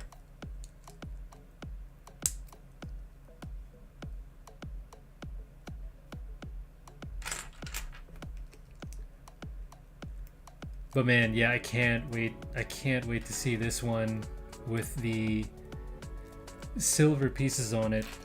And not having built the silver car yet, because I missed out on the Aston Martin James Bond car, which I really wanted, and I'm such a bummer that I missed out on that. But yeah, I haven't built the silver. I don't think I've built the silver car before, so I'm wondering how that looks. Like, is it the same silver that's on the Hubble Space Telescope on that space shuttle back there?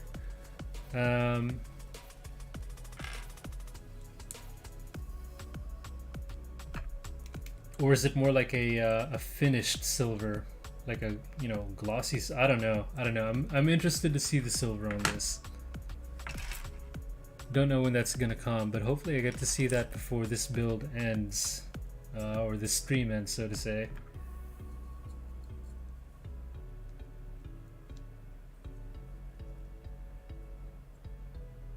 Oops.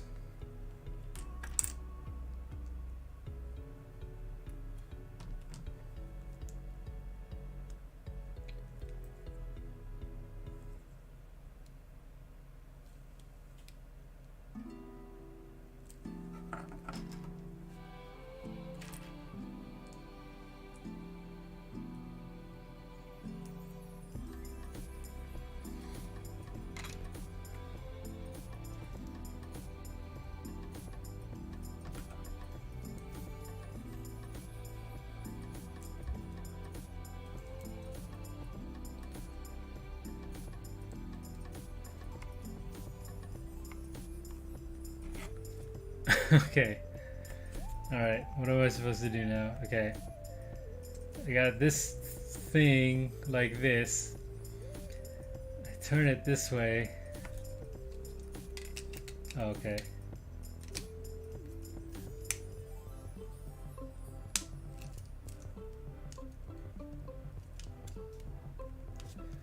I think we got it. Okay, we got it. I'm gonna keep moving. And then this goes on the front end. Definitely don't know at this point which side is the front or the back, but it's definitely growing. And I think size wise, compared to the Porsche, we'll put the two chassis next to each other while I take a breather here.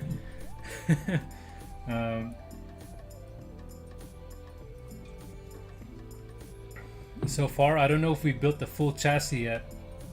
I'm assuming we have, because they kind of end right here and right here. No, like, you know, they're kind of closed, so to say. And we're basically maybe, like, at this point, 2 studs shorter than the Porsche 911.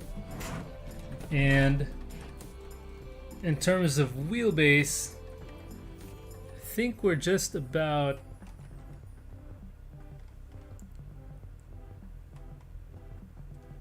We're either like exactly the same amount of studs or maybe 1 stud longer than the 911. But I think looking at this view right now, I think we're basically exactly at the same wheelbase as the 911, which is pretty crazy. Wow.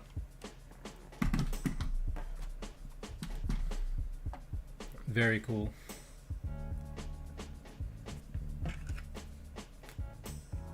Yeah, so this is going to be one sizable piece here.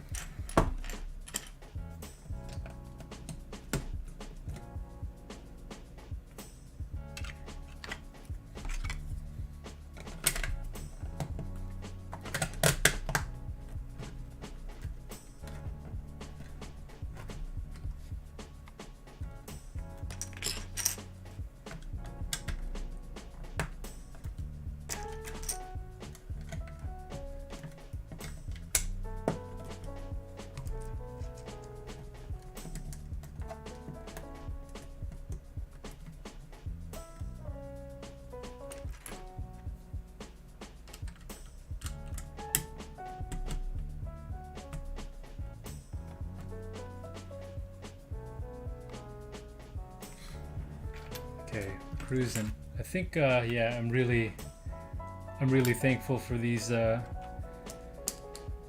simplified little builds here. Still in recovery from the front and the rear axle. Still in recovery, so glad for these little builds. And I feel like we're putting the front and back bumper together real soon.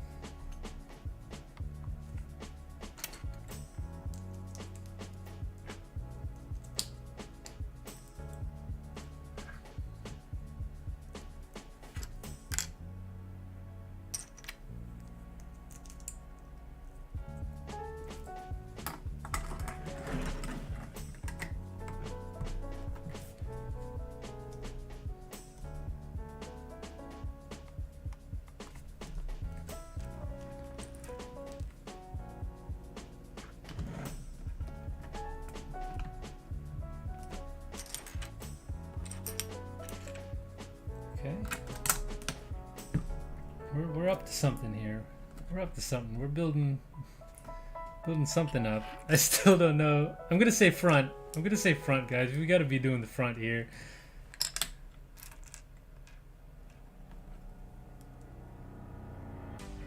Let's see.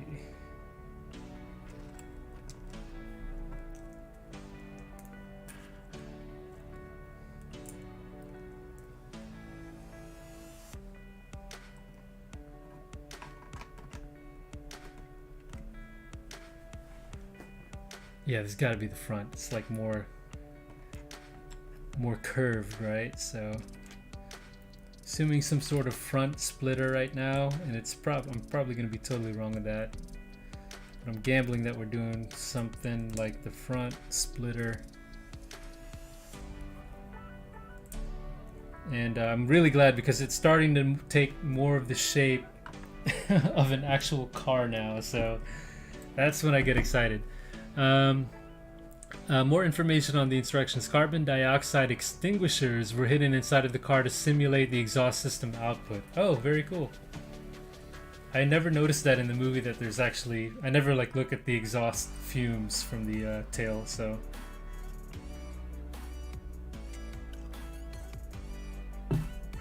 Which means, are we actually building the tail right now? The tail end, I don't know.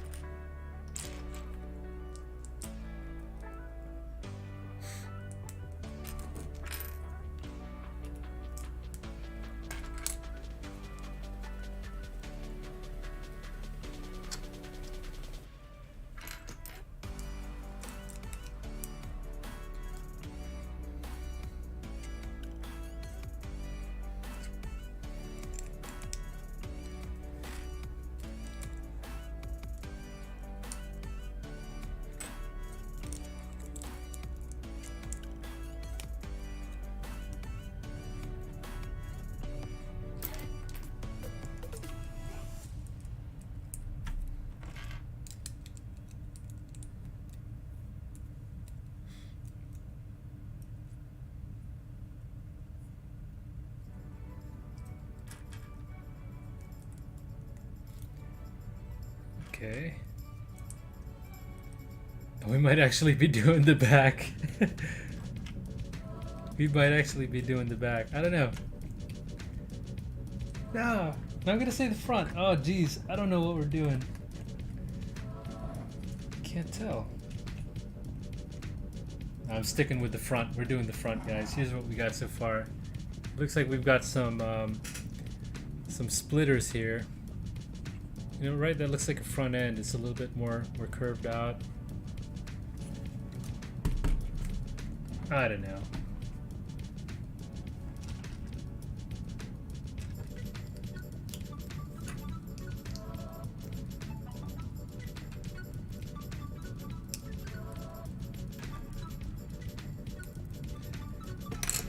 Yeah, this was definitely one of those models though. Even already from the pictures, this looked super awesome. But seeing it kind of on display at the store this morning, it's definitely one of those looks better in way life. It looks way better in real life sort of deals. Uh, it looked it looked pretty sick on display. If I remember, they had the doors open and everything. The display model at the store. I didn't look too much into it, like if they had something holding it up or whatnot, but I have seen some reviews, or basically a lot of reviews, where the doors on this model supposedly don't really stand up too well. But from what I remember pretty vividly from going to the store today, I remember the one they had on display had a door up. And I don't remember seeing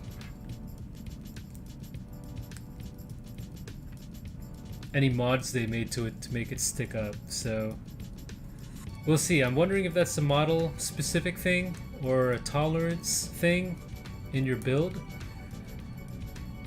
But yeah, we'll find out eventually if the doors on this model do stay up, at least with this example, or not. I hope they do. That would be really cool. But when you see Racing Brick's review of the model, it is also cool if they don't hold up, because they kind of got like a slow, you know, kind of like a slow descent down, like it's almost on hydraulics, so that's pretty cool too.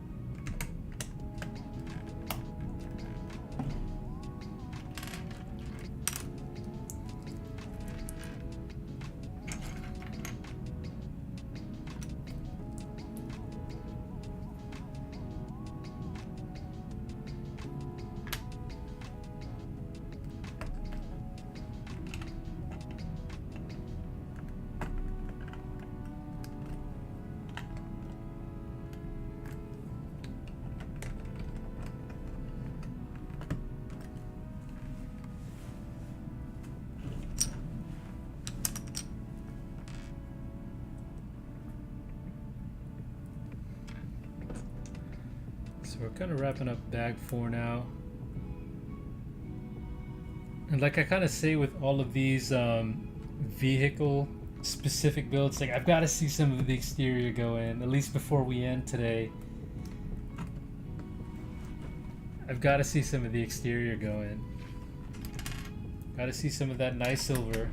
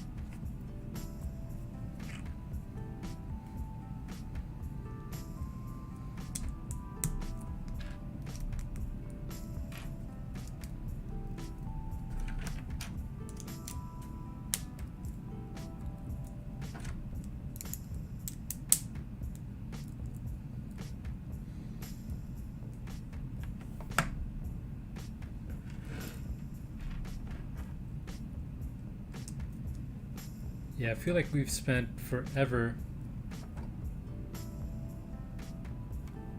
building the we've been spending a long time underneath the car in this chassis here. I'm ready to get to see, man, like we've barely broken the surface. We haven't like broken the surface yet. We're like, there's so much. I mean, there's the interior, the flux capacitor, the exterior of the car. Boy, man, like this is a really really intricate underpinning we've got going on here.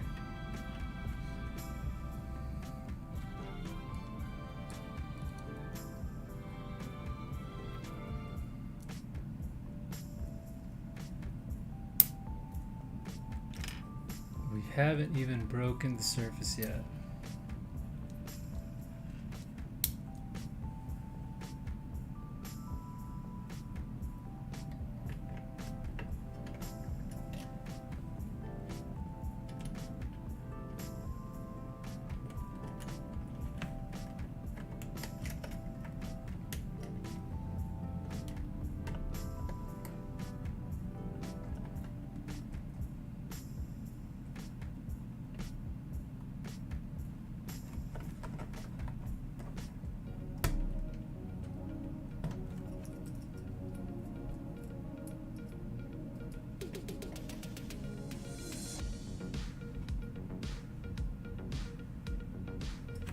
Huh.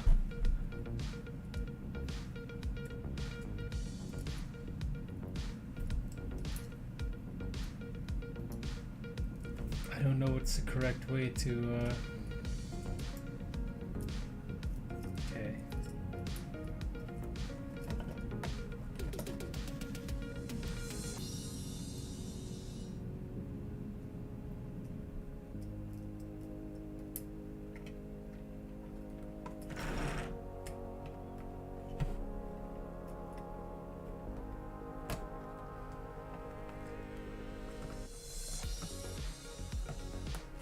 Yeah, I don't know what we're building here. I don't know what this slopey thing is yet. Woo. Yeah, this is tough, man. This is pretty rough for a creator, you know, in a good way. For a creator car. We're in pretty deep here. Very technical. Very, very technical for this type of Lego car.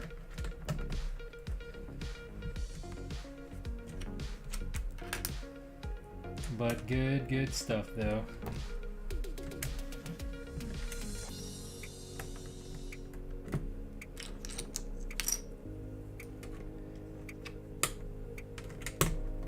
And yeah, amazingly, yeah, we're still doing the underpinnings here.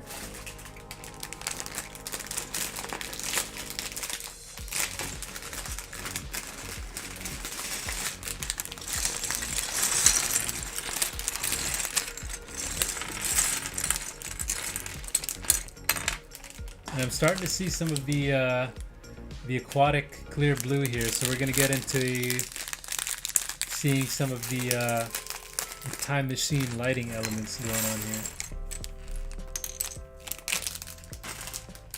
that go around the bodywork is what I'm assuming. And not too much in this bag here. Let's see what we got. Bag 5.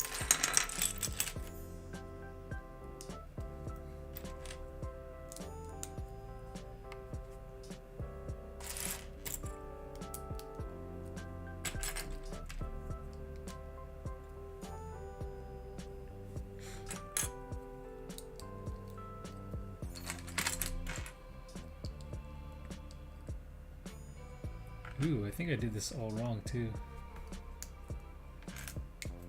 Totally did everything kind of like off by a 90-degree angle. It's supposed to go on top.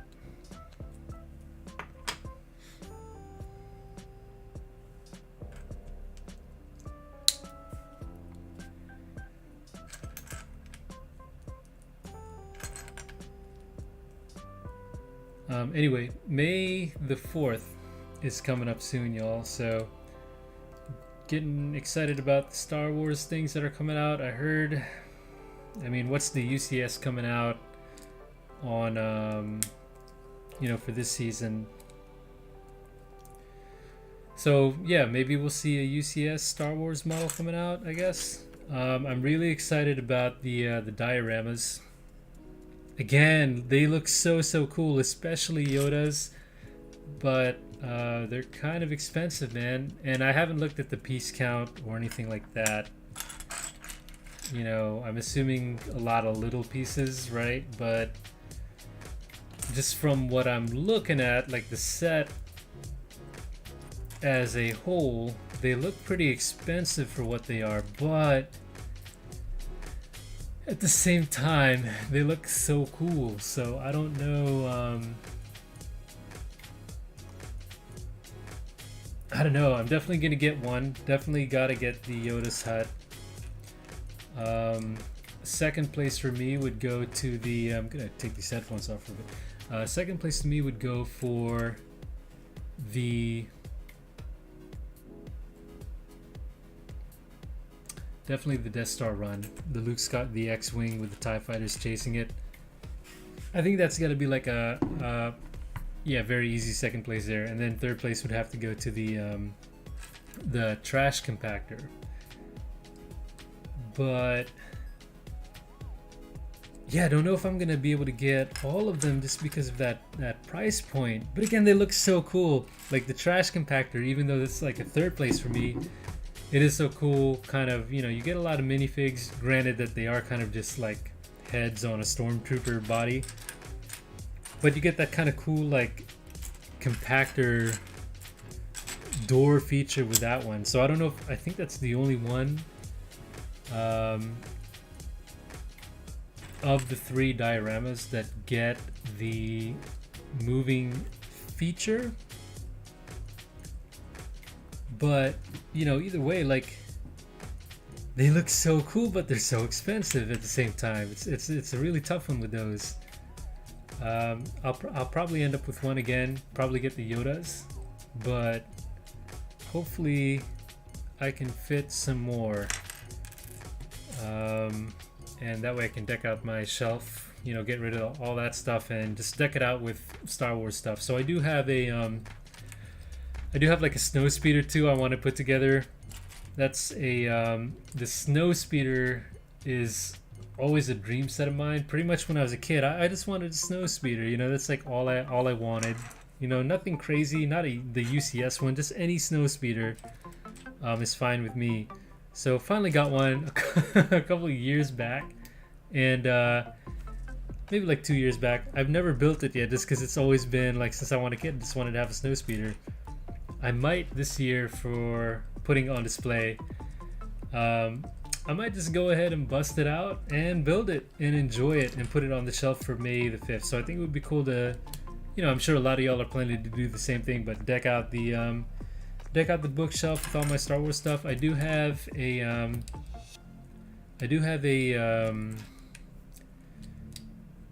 AT, got an X-Wing and Y-Wing, just the normal stuff, nothing crazy. Got an ATST that I want to put up there. But yeah, a couple of those, like the snow speeder, have yet to be built. So I'm looking forward to hopefully maybe I'll build them up here. And just because those sets are kind of small, hopefully I can build, like a few of them maybe on a live stream or something and hang out with you guys again. Do some kind of Star Wars themed thingy thing here. So hopefully that'll be a thing, and I get to build a couple cool little Star Wars sets. Maybe I'll have a diorama by then, or diorama or 3.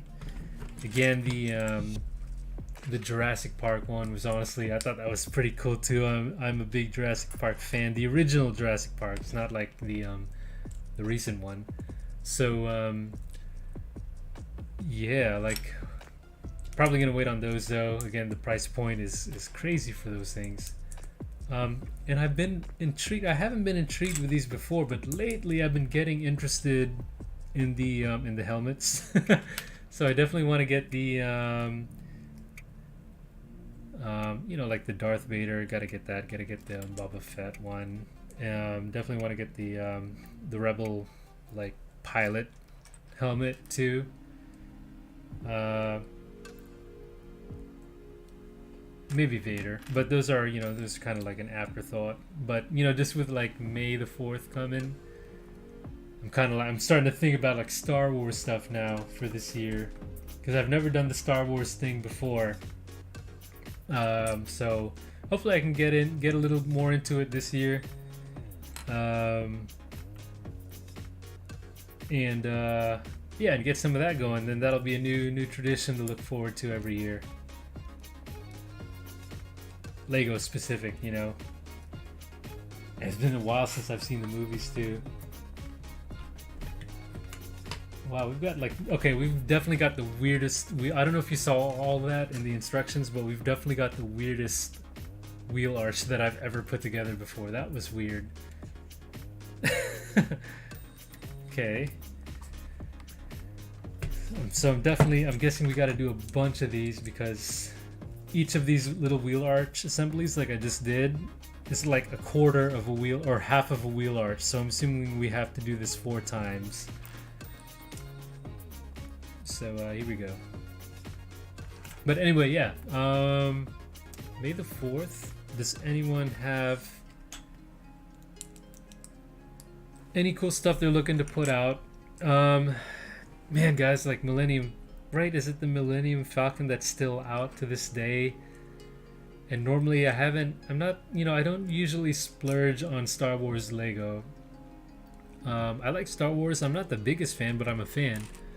But yeah, Lego Star Wars I haven't, you know, dabbled into too much, except for these smaller sets like ATST, Snowspeeders, whatnot. But, you know, hey, you know, like Millennium Falcon, you know, the big one. It's like, you know, it's not going to be out forever. Do I maybe want to start looking into that a little bit? I think that would be sick to have. You know, don't know where it's going to live, but man, it's looking cooler and cooler every day.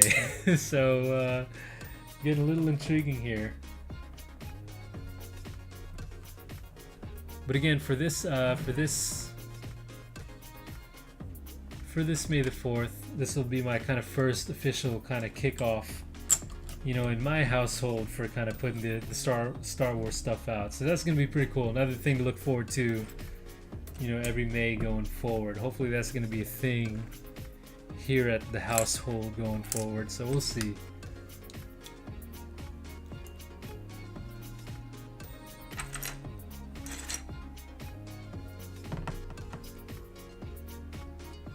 What am I missing? Missing like a slanty or curvy piece here. Here we go. Okay, so this thing is starting to take shape. We've got some wheel wells, some, you know, very minor, but we've got some body work. We've got some body work. I don't know what this is, but we've got some stuff going on here.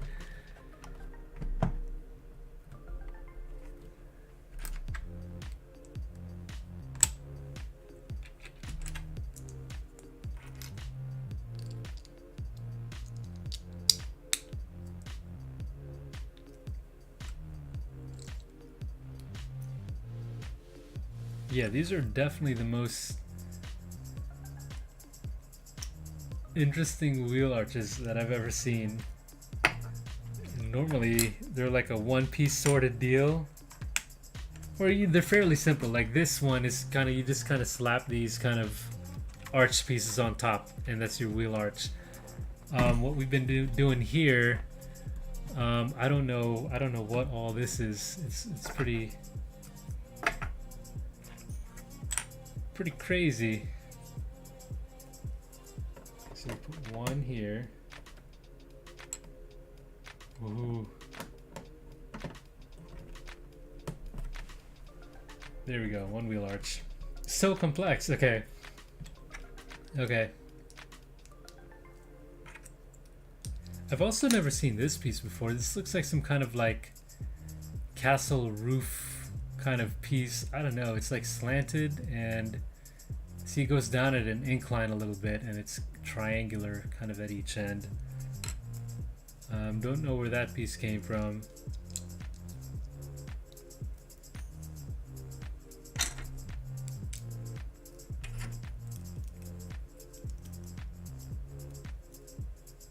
And by the way, is anyone building this right now? Is anyone building this set right now?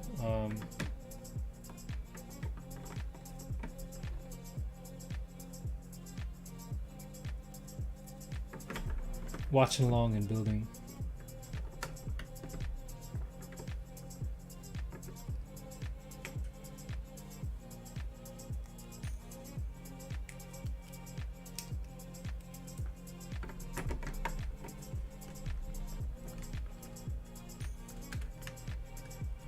Okay, we're good.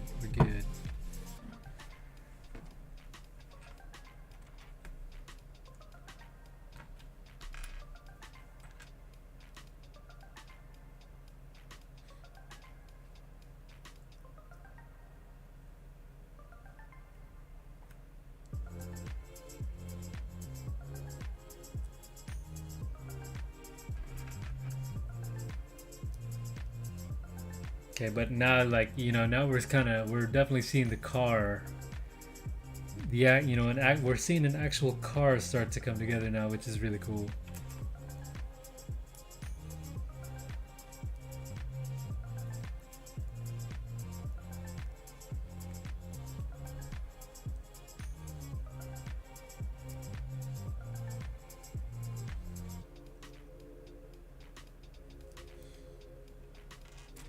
And all these translucent pieces that we're doing right now that you guys can see in the instructions. Yeah, I think we're like doing the headlights. Oh yeah, that's pretty cool. You kind of put the whole kind of headlight assembly. I don't know if these are fog lights or actual. Yeah, these are headlights, I think. You kind of put the whole thing together sideways. That's pretty cool.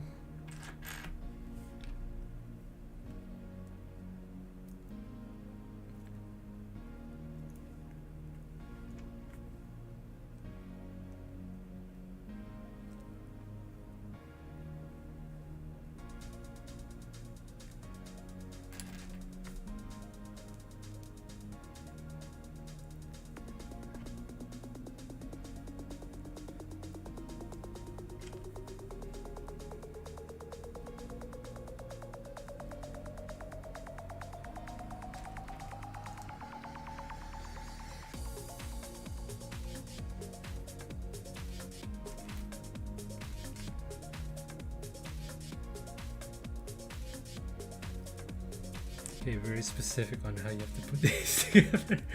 Okay, I think we got it. Sorry guys. Yeah, you can tell when I go quiet. I'm just concentrating. Yeah.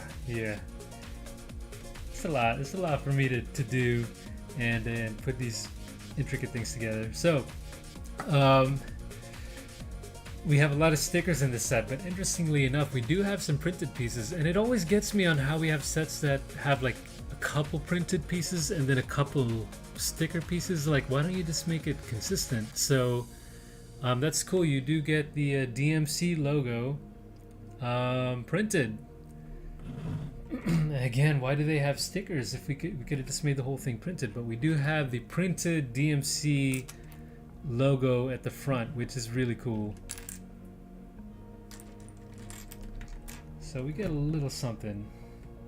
Same thing with this Porsche 911. Like the no, everything with the Porsche 911 was printed, like license plate print. All of this is printed.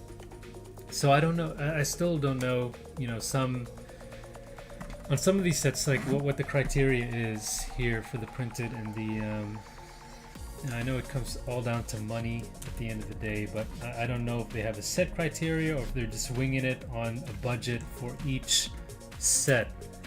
But it's just so weird to me that you get the printed pieces, half printed pieces and half sticker, and then you got sets like this that have got pretty much all printed pieces. So either way, whatever, it's all good.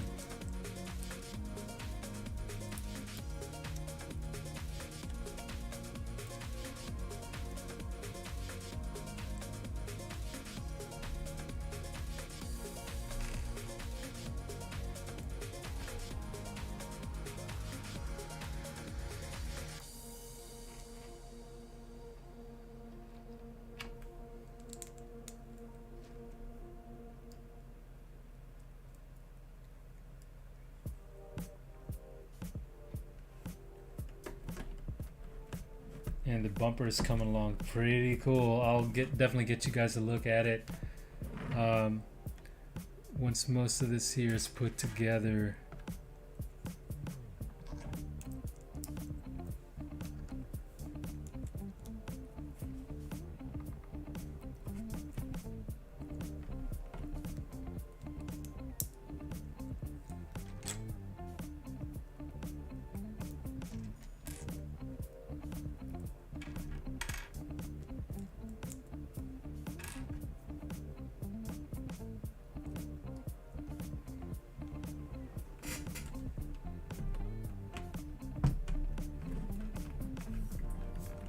Alright, that's pretty cool. So, alright, take a breather here. We've got the front end. That's pretty cool. We've got the... Let me get the PDF out here. Got definitely the hood taking shape. And I guess the hood opens, I guess from the hinge on the hood is from the front. I guess is how this car works. So we've got like good third of the hood there going on. We've got the DMC logo, which is cool and printed. The headlights are in real nice view right now. We've got the bumper, and I think we've got some of the lights from the time machine going here already.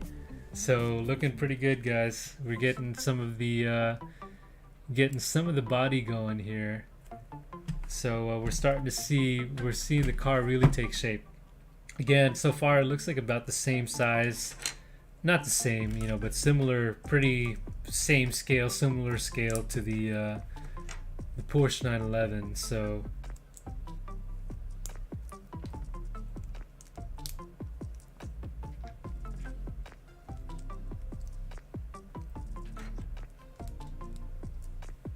it's really cool to have two similar sized cars, because, you know, you've got the earlier creators, you've got the you know, like the F40, you know, the Volkswagen van, the T1 camper van, and those were like at a really small scale. So, you know, Lego's kind of just scaling up in general. You know, they're making these at it's somewhat of a bigger scale than they used to, and I don't know if that's driven by, I'm assuming that's driven by them wanting to have more features in the car. Like now they have, you know, they typically have working steering in the new cars.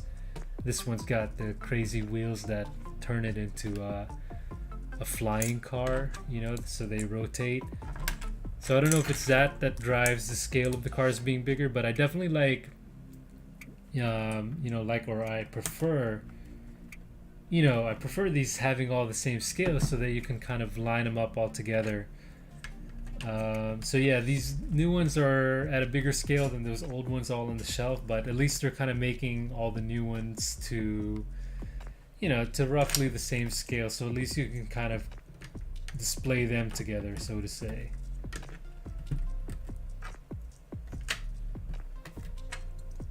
And I'll definitely, you know, at the end of, I don't know when I'll finish this, probably in a future stream, just because of, you know, the pace we're going at here. You know, basically whenever I'm done, I'll definitely show a comparison with whatever creator cars I have, and you know, the Porsche that's here.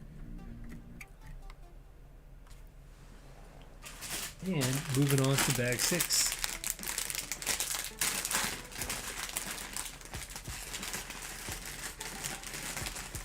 Yeah, getting more excited as we go, because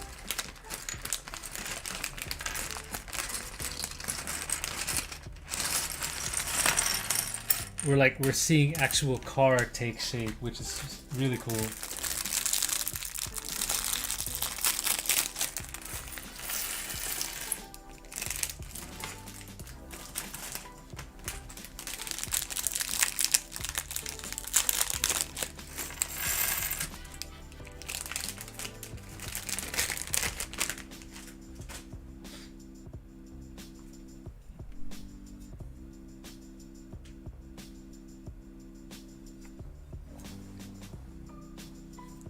Okay.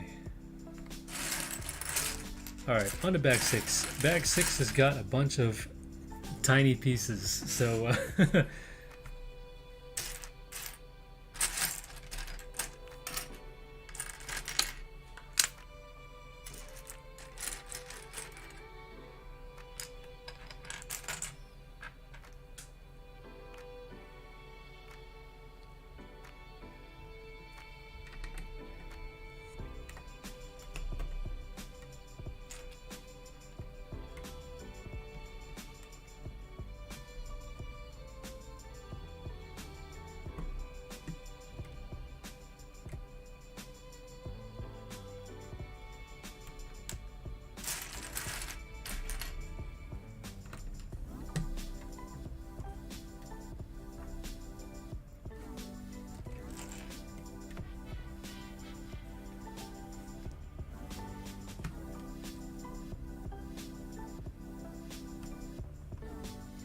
Yeah, I skipped a lot of pieces there. I'm like, what? How did we get to that point? Okay, I got to start from the beginning.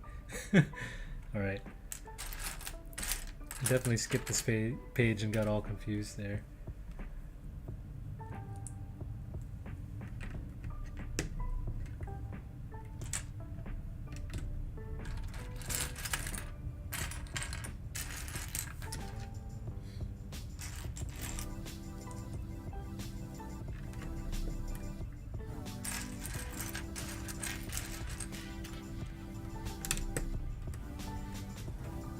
Forgot about my headphones.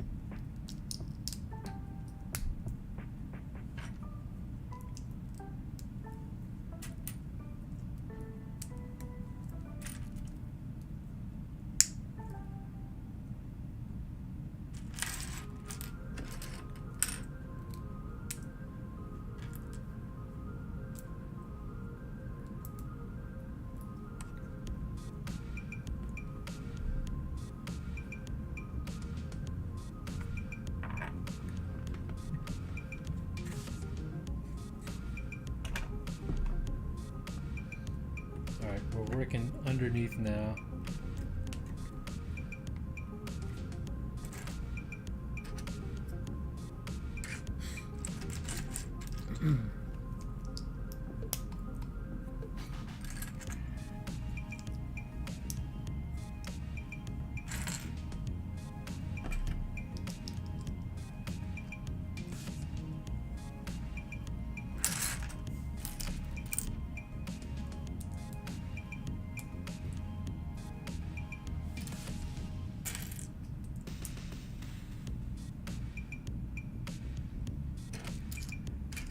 And yeah, I'm like backtracking way to the beginning of the stream, but I did notice we had 11. We're on bag 6 right now.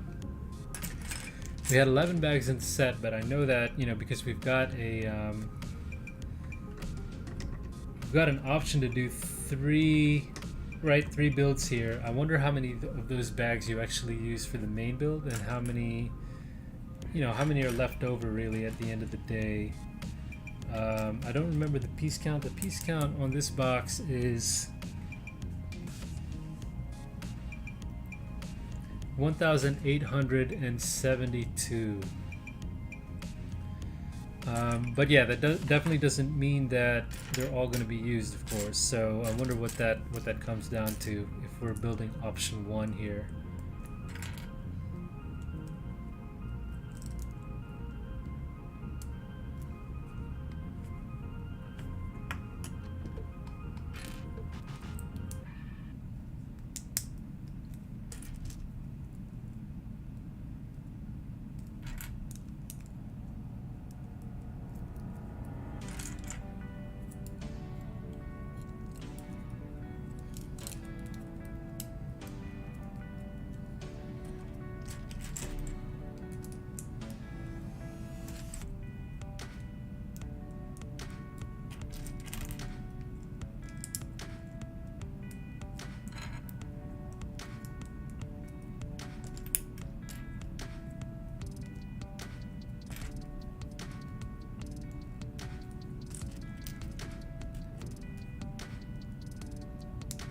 Okay, we've got like the edge of the hood coming on.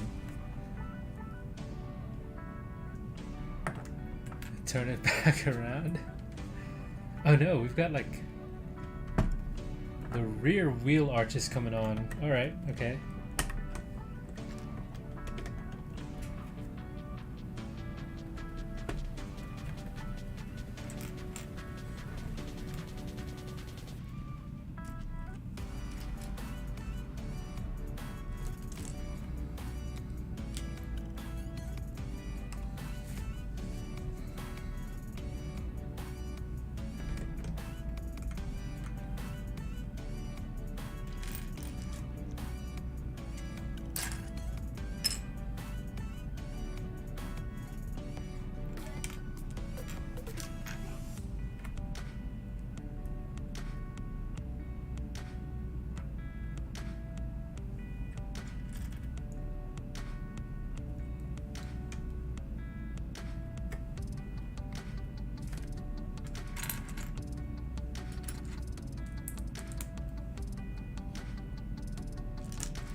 Okay.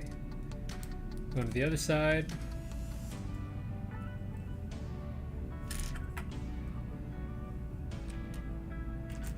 Yeah, the rear, the wheel arches for the back of the car are definitely a lot simpler than the front.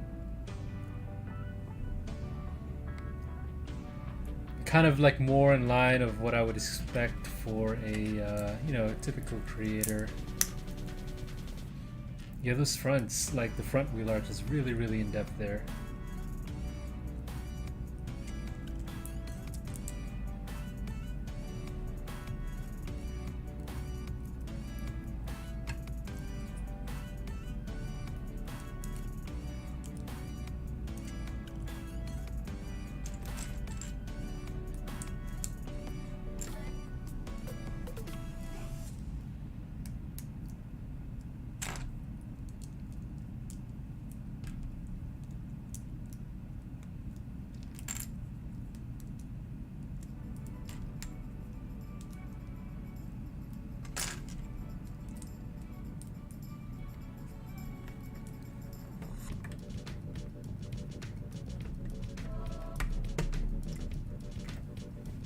Yeah, she's taking shape. She is taking some decent shape. So y'all know, like, there's gonna be someone who's gonna make a stock DeLorean version out of this, and I know, like, I gotta look online, but someone's gotta have done a DeLorean, like just the regular DeLorean before. I'm sure there are, you know, like 100 of those that have already been done. So now that we've got the official set, I know I'm definitely gonna look into it, but definitely gonna be interested to see who comes out with a mod for just the regular DeLorean, because honestly, I mean, that I would definitely build that, like, for sure. If we had a bone stock DeLorean, definitely get that going for a while. Because it's scale, like, this model seems to be scaling so perfectly with the 911 right there. It's at an angle, so it's scaling so perfectly that it would be really cool to also be able to do a normal DeLorean. And I don't know what that's gonna take, because you're gonna need a lot more of the silver pieces rather than the you know, rather than all the crazy time machine pieces. So I don't know if that's gonna translate you know, to be possible.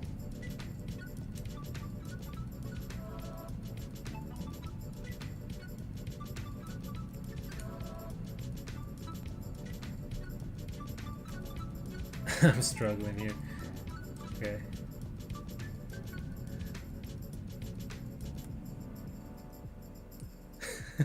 That's hard.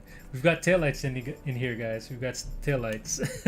Anyway, I got confused for a bit, so I lost my train of thought. But no, definitely gonna look to see if it, you know, see what, is it possible to just do a normal DeLorean here with this set. Definitely would like to see that. With the pieces we have a whole lot of extra pieces in the set, just like the 911. But of course, the issue is that those pieces are more to make it, you know, a different time machine, so to say. Are we gonna have enough kind of more of the silver standard pieces to do just a normal DeLorean? I know we're gonna find out soon because people are gonna be posting real quick on what's gonna be possible with this set. But I'd definitely be first in line to build a bone stock DeLorean out of this set if possible.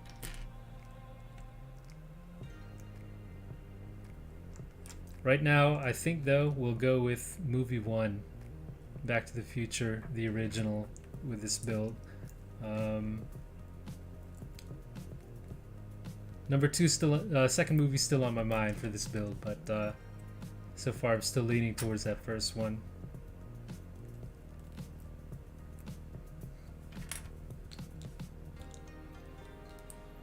Okay, I get really confused with the orientation here.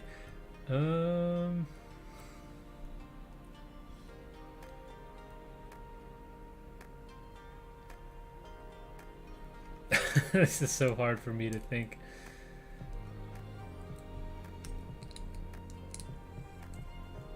But I think we got it. Yeah, we got it. Alright, both taillights in, very retro, very square and very 80s. I think the original, the DeLorean was came out in, I think it was 1981, I want to say. So definitely true to that era. Hey, Greg's back. Good to see you again, Greg. Yeah, so far we've got a couple things in here, as you can see. The body's starting to come together, so it's looking pretty good. And what's great about the model, just from even the pictures, I'm sure it's going to look way better in real life, is that... yeah, welcome back again, Greg. Good to see you again.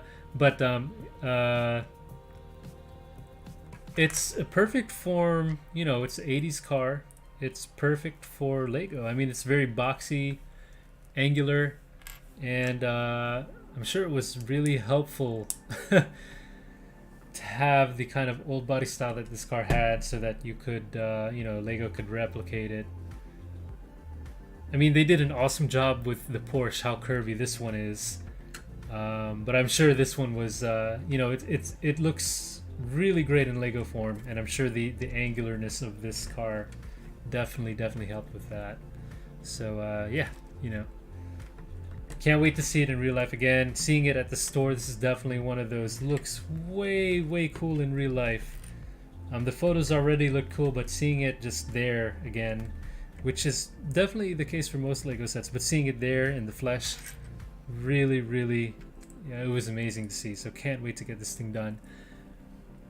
So we got Greg back, but Kevin's running. Good to see you, Kevin. You got the usual, yeah, Saturday morning errands to run. So you'll have to catch up later. Okay, no problem. Take care and be sure to keep a lookout for the reviews. Thanks for sharing. No, thank you, Kevin. Thank you, Kevin. Thank you, Greg. Thank anyone who's tuned in really at the moment, or whenever, or looking at this video later. Just thank all you guys, man, because I definitely have fun just being able to come here and build this in front of you guys and just chat with you guys. So really thank you all. Thank you all. And hey, have a good weekend, Kevin. Have fun with your errands. I hope they're not you know, too boring, but yeah, either way, have a great weekend, and I'll see you next time. Thanks again.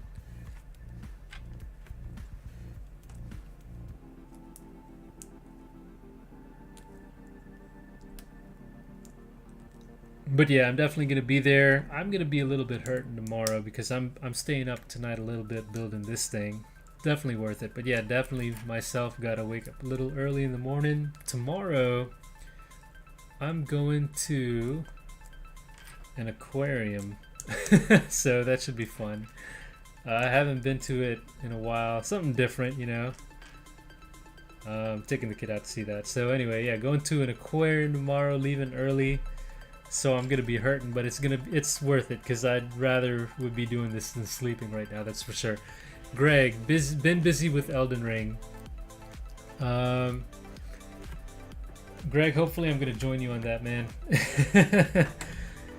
Hopefully I can get on that soon here. Oh man, this car is looking really good actually from the back. Really, like, oh man, like square, retro. It's coming together real nice. But okay, we're gonna keep moving here. Yeah, but Greg's on that Elden Ring, I see.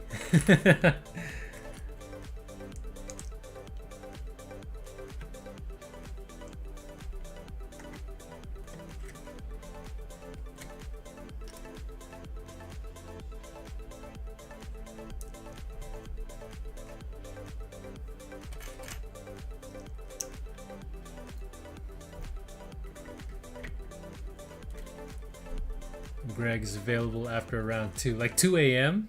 Wow, man. You're really on it tonight. 2 a.m. is what you mean? Like you are, you're on a roll with that, dude.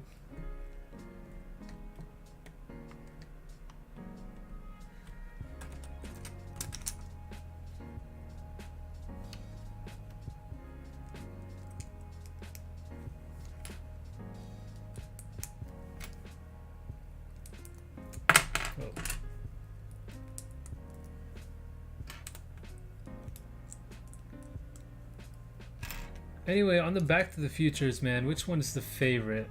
Like, I think for me it's between Back to the Future 1 or the third one. I don't know why. I'll take the second one look again. I'm gonna watch them all. I watched the first one again. I'm gonna watch the other two again this weekend. But yeah, the first one, I mean, that one really sticks with me. The third one does too, to be honest. Second one, yeah, I don't know, not so much. I'm not too attached to it, but I like the DeLorean from that one, just with the Mr. Fusion, and it was, you know, the one that was flying. Yeah, but the movie, it doesn't like ring out to me as much as the other ones. Whatever we're doing right now seems kind of cool. It looks like we're doing the dashboard right now. Oh man, looks like I'm gonna have to bust out the sticker book. And like, I know it's probably been cut. I'm sure there's like an 88 sticker in there, right?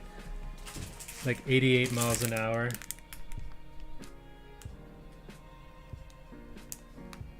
I don't see one. There's gotta be one. There's gotta be the Speedo that's at 88. I don't see it yet here though. Okay, we'll see. But we're getting to the dashboard now. So I know we're gonna have sticker frenzy coming up soon here for this dashboard. So I'm gonna brace myself for that. I mean, not a biggie. I wish they were printed. Again, it's fine that they're not, but yeah, we got the half and half. Like we got some printed parts already. So I wish they just did the whole thing, right, in printed pieces. Okay, dashboard going in.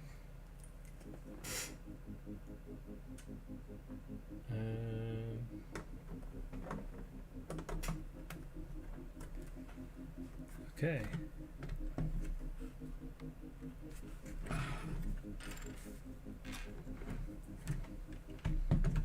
Yeah, you can definitely see. Yeah, it's easily taking shape now. Definitely, it's a car now, for sure. Okay, Greg saying 2 p.m. I thought you were saying like you were gonna play Elden Ring till 2 a.m. Oh man. All right, available around 2 p.m. Yeah. So yeah, we got stuff to do Saturday morning. Definitely. Yeah, so I'm the same way. Hopefully I'm I'll probably actually around the same time as you, Greg. I'll probably be freed up around then. Do the family thing in the morning. Free up around 2, and at some point this weekend, hopefully finish this awesome set.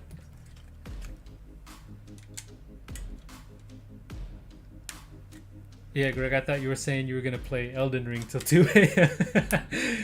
Yeah, but yeah, I hear you, man. Gotta get the stuff out the way Saturday so that Sunday you can chill. You know what I mean? So that's what I'm trying to do. Yeah, I don't like when I let things pile up on Saturday, and then I got to do everything. You know, I'm chilling Saturday, so I got to do everything on Sunday.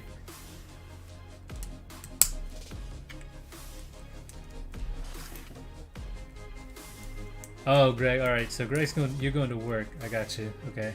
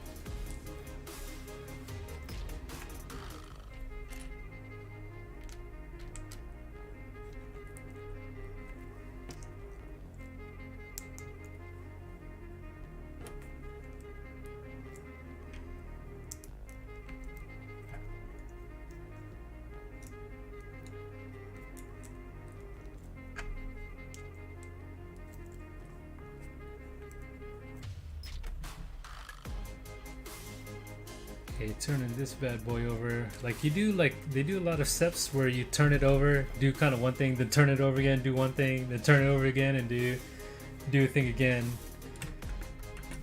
I feel like I could have done a lot of things at once before having to flip it over so many times, but whatever.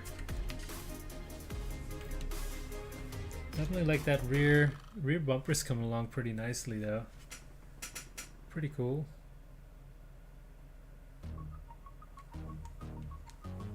Yeah, definitely a pretty big on the scale of this this model.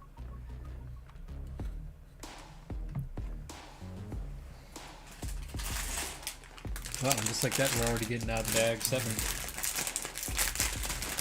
And we've got the windshield element coming, and we've got some printed pieces in here already. Printed pieces and a windshield, which as you can, I guess I'll show you all. The windshield has actually got its own, from what I think I saw from Racing Brick, they've got their own wrapper so that the windshield's not going to get so scratched up like they normally do.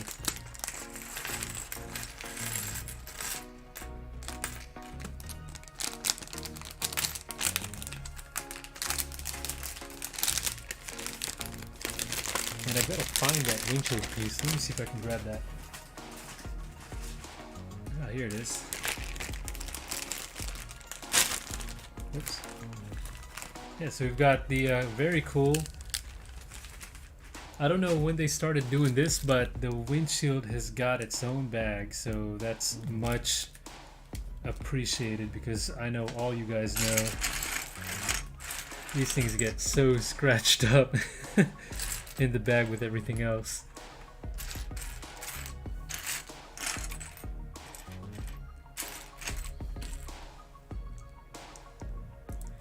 Yeah, we're getting the interior going. Okay, we got pretty far. Like a lot of the beginning of this build was really bogged down in that chassis. And yeah, again, like I don't know if we've spent that amount of time before in a creator car just kind of down in the chassis.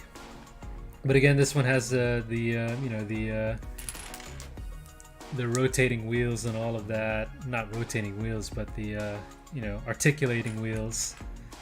So yeah, I get it, but we spent a lot of time down on the underside of the car.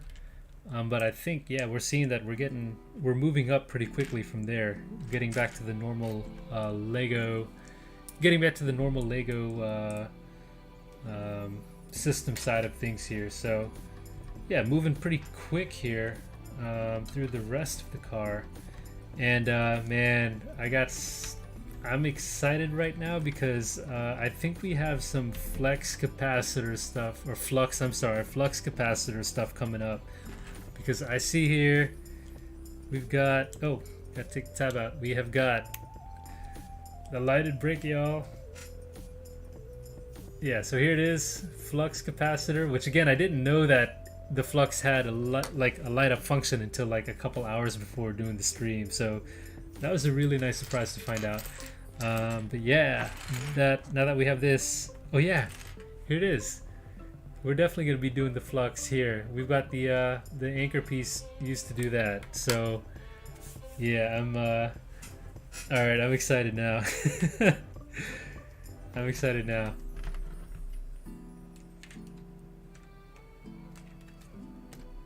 Okay, getting the chair pieces in. Oh man, I can't believe we're getting to there now. We're getting to the flux, we're getting to the dashboard. And yeah, it's starting to get real cool. Let's see. Getting the chairs done. So I don't know, like all of the interiors that I've seen for like every DeLorean, it's all gray. So I don't know, did they do like a black interior? I'm assuming not. Like they all have this like kind of just like flat gray, not the most exciting interior.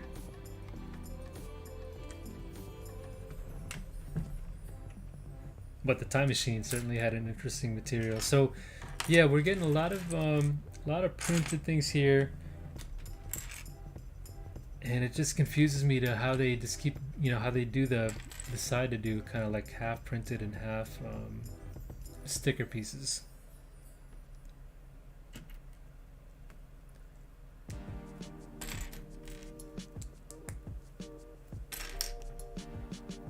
Alright, moving on. Let's see. Don't know what we're doing right now. We're doing the center console, which is clear for some reason.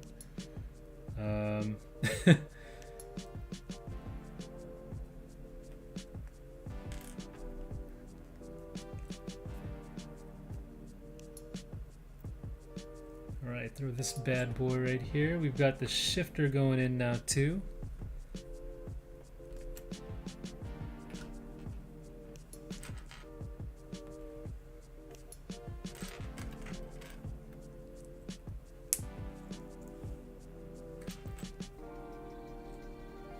Alright, now the shifter is going in.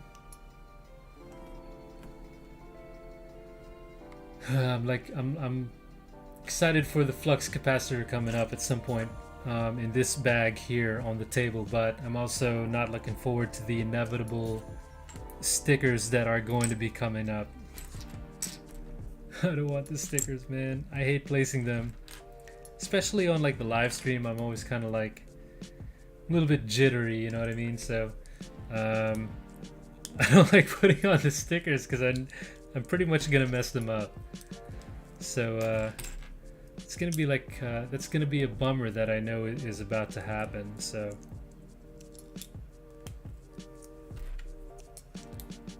oh well. Okay, we've got the seats. They seem kind of fairly simple and blocky so far.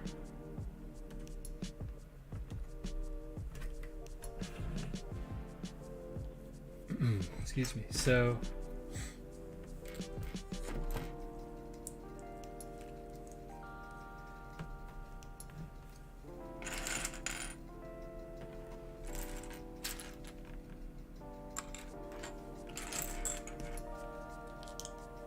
okay.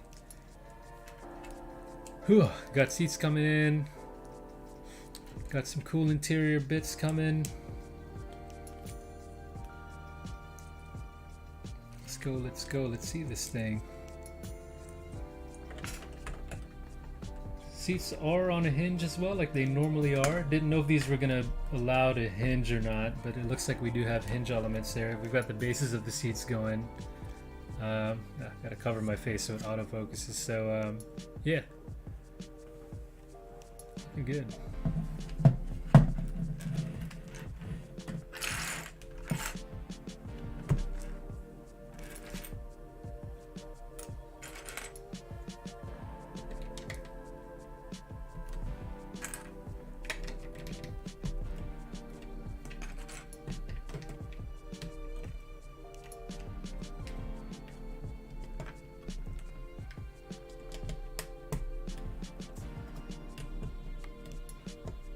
And we've got more Technic bits. Oh no. The struggle continues.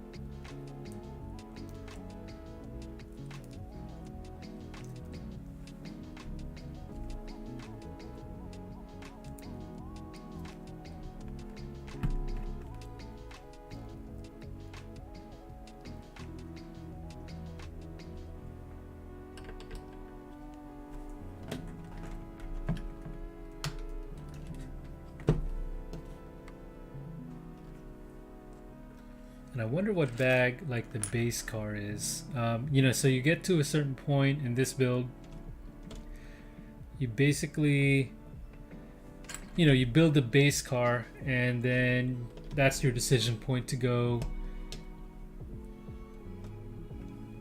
movie 1, movie 2, movie 3. So should have looked earlier just to get like myself a gauge of where we're at, but yeah, don't know when that decision point's gonna be. or what bag we have to get there. That might be a good stopping point for the stream, actually. Yeah, just like get there and then do the movie specific build over the weekend.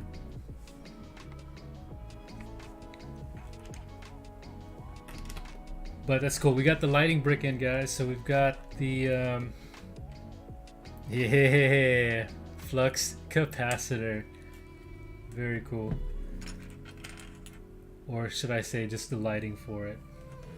But you know what I mean. Oh, missed another one.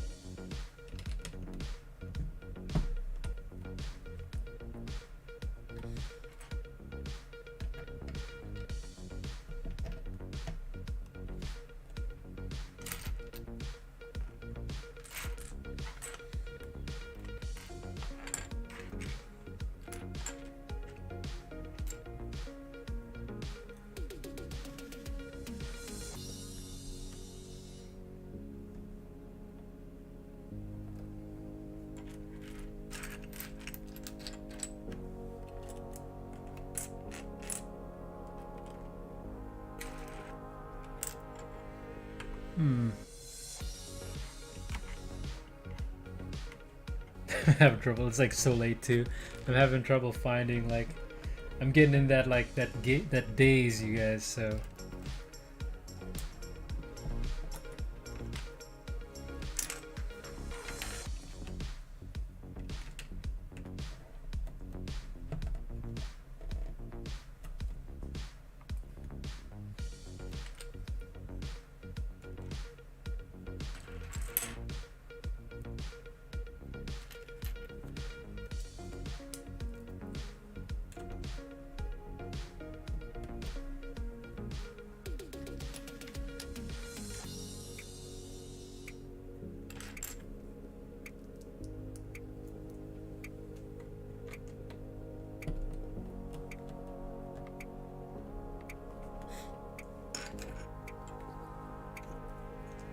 oh man, this is pretty cool. I think we are building, yeah, we are. We're building the capacitor now. And we've got our first sticker going in, so I gotta open this bag. This pristine bag with the manual in it.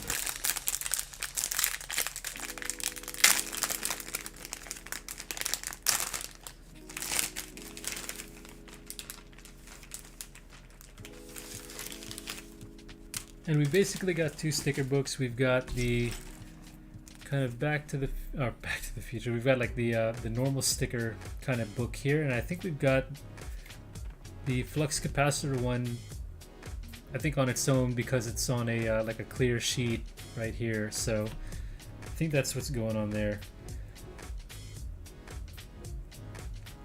Okay, but because this is like the star of the show here in terms of sticker land on the set, let me make sure I get this right. Oh, come on. Oh, it's so crooked. I got it so crooked. Alright. I don't like the stickers, man. Alright. This is like the flux capacitor. I can't mess this up. Like, this has got to be like really nice. I gotta nail this. Like, oh boy. Twitchy fingers for sure, but we got it. It's good enough for me. We got it in the end. Okay, flux capacitor decal on the little door there. Yeah, there you go. Nice transparent sticker there. So, ooh, that took a couple tries, but we did it. All right, so now let's put this thing. I'm gonna give it a little light up too while we do that. If I can find the pieces, that is, throw that away.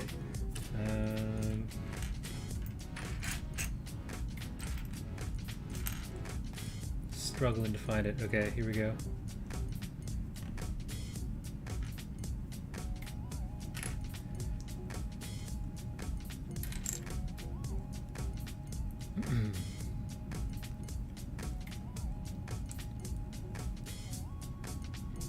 Okay. Oh, okay, so what we're doing, we've got the anchor piece and we're building the actual how do I say it? The actual flux capacitor main piece that lights up. Here, let me show you. Let's just put it in. Ah, very cool. Very, very cool. Get it nice and straight. Okay, so you can see now through the window, you've got the oh, that's very cool, the flux capacitor, the anchor piece in there. There you go. And then that's going to be offset by the backlight in the background there. That's going to be so cool. Can't wait to see this thing lit up. Let's go ahead and encase it. Like, I'm happy. I'm at a happy point now that we've got some of the interior, the flux capacitor, some of the, I've seen some of the body work of it. I think I'm pretty happy right now. We'll see how far we can keep going before I stop, so I don't just like pass out in front of you guys. It's actually really hard. Like, I'm not trying to, I'm definitely enjoying what I'm doing. Tonight, I definitely love building with you guys, but yeah, it is really hard doing these things, man. Like, just going on for hours and hours, man. Like, I feel like I'm just gonna keel over. I'm not as young as I used to be. So, but no, I'm not trying to complain. I'm having a lot of fun. But yeah, these things they're not very easy to do. Like, depending on how long you want to build, can't like get up and take a break or anything like that. But we've got some gauges here on the side of the flux capacitor. Very, very, very cool. One of the highlights of the show, along with the wheels there. And we've got another bit of information here. The element we used to replicate the flux capacitor core was originally designed as a Lego City grappling hook. And a lot of you guys know that. Yeah, this is a pretty typical grappling hook piece here that we're using. And we've got it in now. Oh man, so there it is, guys, in the interior of the car. Let me take this out of your way. We've actually got a lot of this thing in here. But yeah, look, the interior of the car. At the back, we've got the flux capacitor there. And just hit it on here. Oh, that's so cool. So cool. And I wish it would focus on the right element here, my camera, but you can kind of see what I got there. Oh, that's so cool. I'm super stoked about that. I really am. Oh man. Okay. Let's keep moving. I'm at a happy point now. I'm at a happy point. Good progress right there. But yeah, let's see how long we can keep going. Definitely at least get through the bag. Maybe get bag 8 done while we're at it. We're already here. I just want to see what we got going on. Definitely want to get at least to the point where we have to decide, which movie we want to go with. So hopefully we can at least get there. And hopefully that shouldn't entail too much because we've only really got a couple bags to go.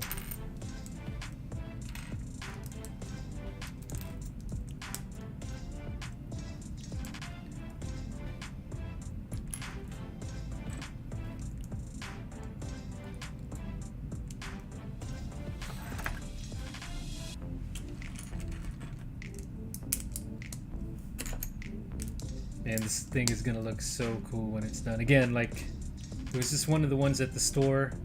Like you see the photos online of a couple models, and then you get there, you're like, yeah, it looks about what it looks like. This one was definitely, it looked a lot cooler, like all done and presented with the gull wing doors up and everything. Looked a lot cooler in real life than it did in the photos.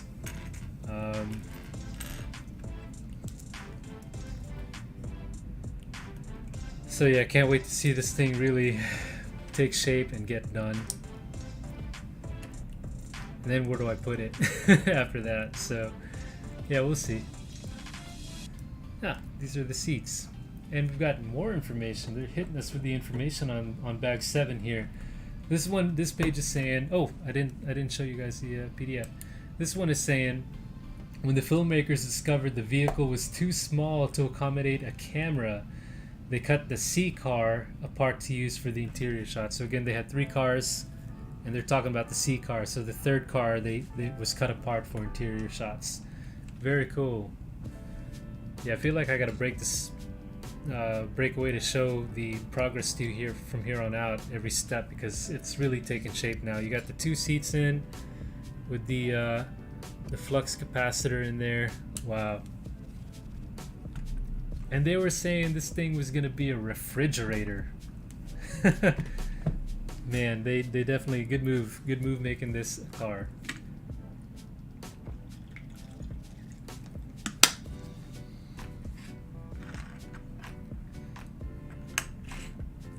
Oh.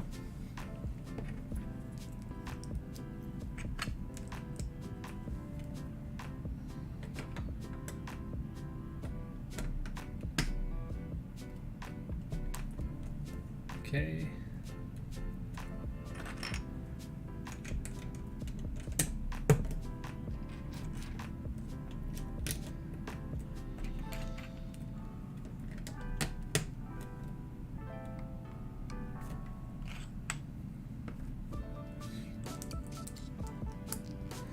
Huh, another sticker coming out. All right. Sticker 8. Sticker 8 has something that says plutonium chamber on it.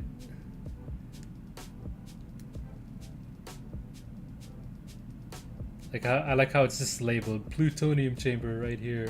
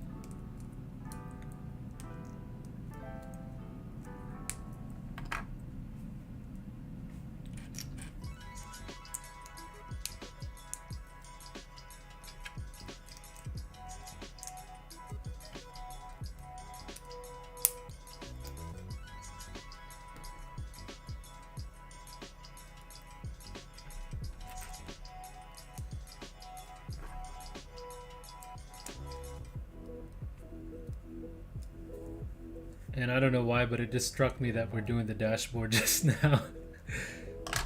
Yeah, I should have definitely known that.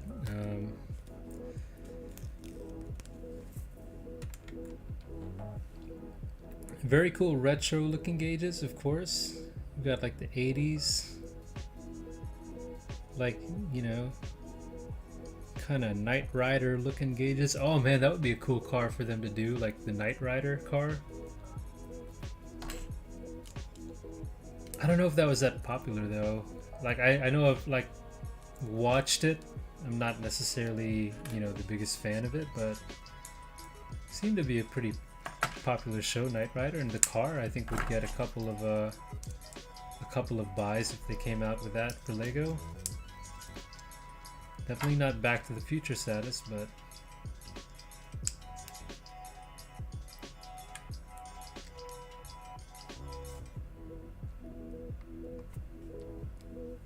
aha, and we've got the dashboard in. Ooh.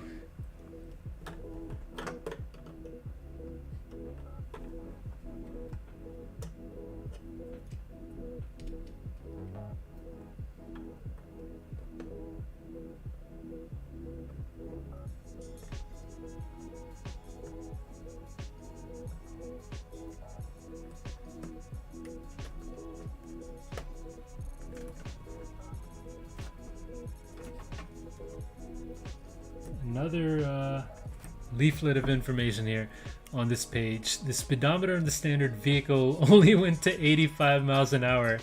The filmmakers created a template that went higher for the close-ups of the speedometer, because of course it had to go 88 miles an hour precisely.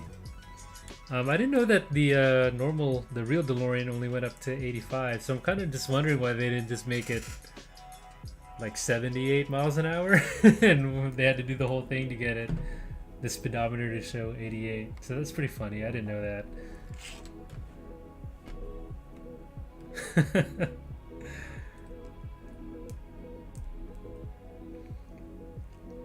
Still really baffled though that this was gonna be a refrigerator, like a time machine refrigerator, unless I totally read that comment wrong. I'm pretty sure that's what it was saying though.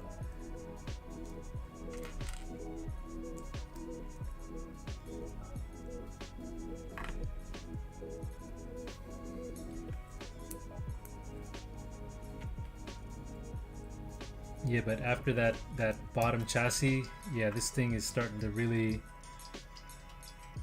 come together quickly here. Now that we've moved on from all that Technic madness.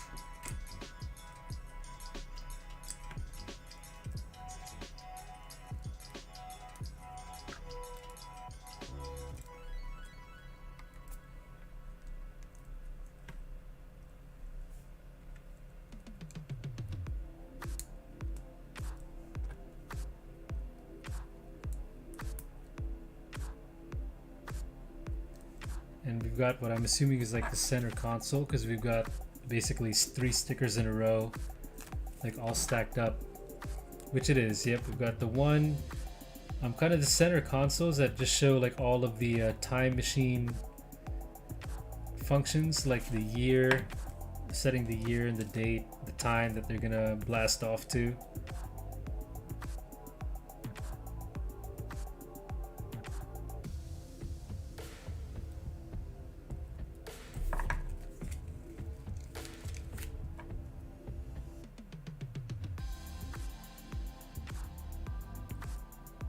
Yeah, here you go. So we've got the center console here. You've got all the dates, all the time machine buttons and settings here.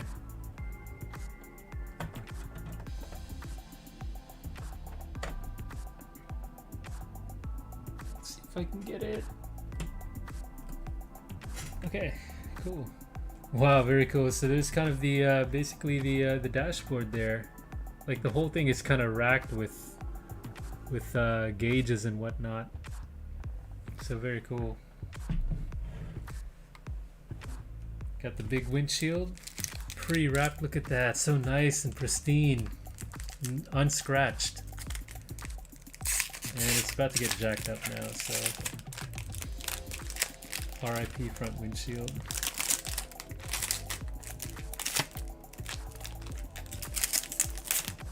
Wow.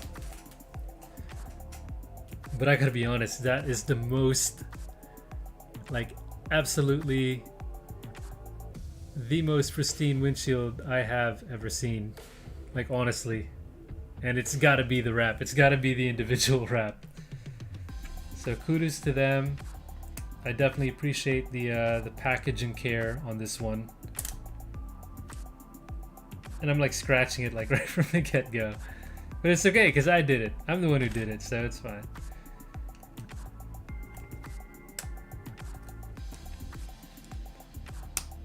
Yeah, man, it's so pristine. Like, I'm scared to like even put it on now. Definitely the best, definitely the best clear piece I've ever gotten from Lego, and I hope they keep wrapping it this way. Please continue to do that. Very good move, and we're very happy about that.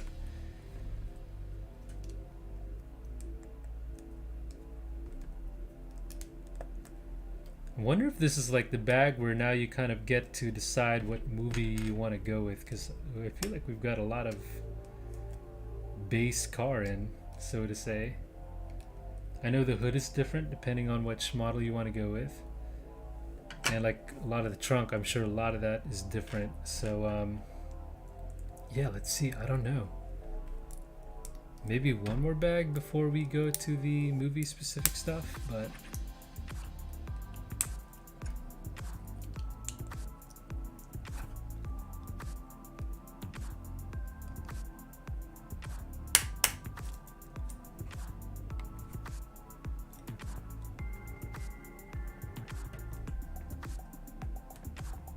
okay, now we throw this windshield down there.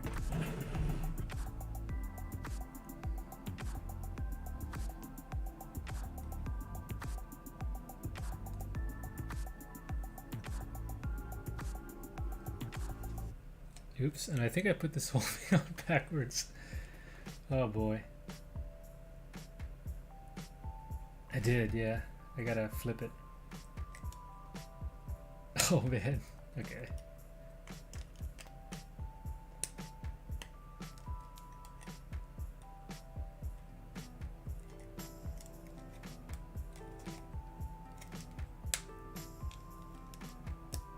Okay, had a little fiasco with the windshield. Put it on backwards, but we're good. Lower it into the car.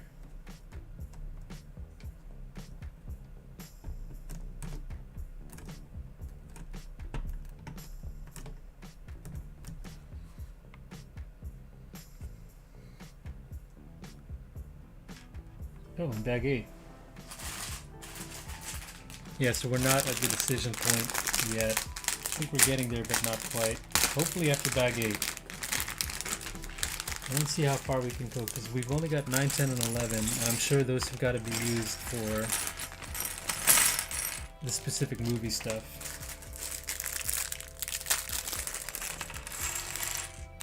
Surprised we've gone this far.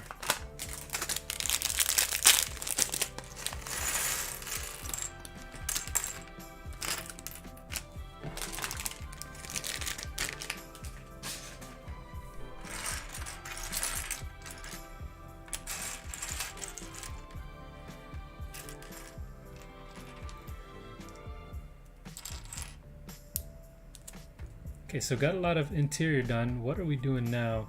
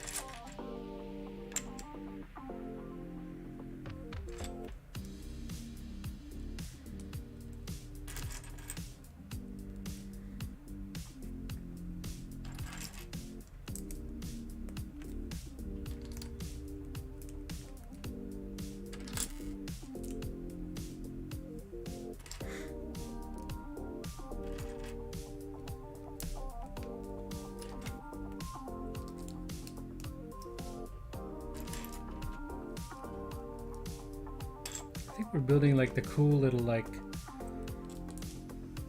fin thing. Yeah, we are. We're building like those kind of fins that come out of the back.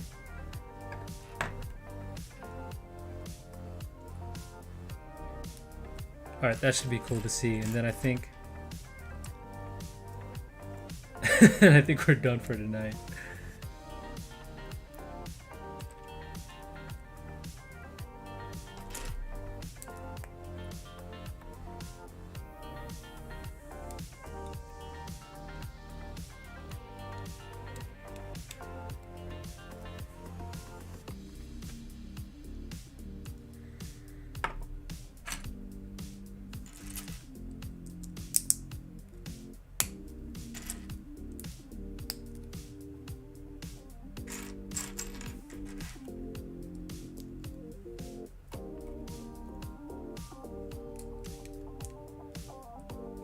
Oh, we're not. We're doing the doors actually. Oh my goodness. I thought we were doing the fins. Oh man. Okay, so attach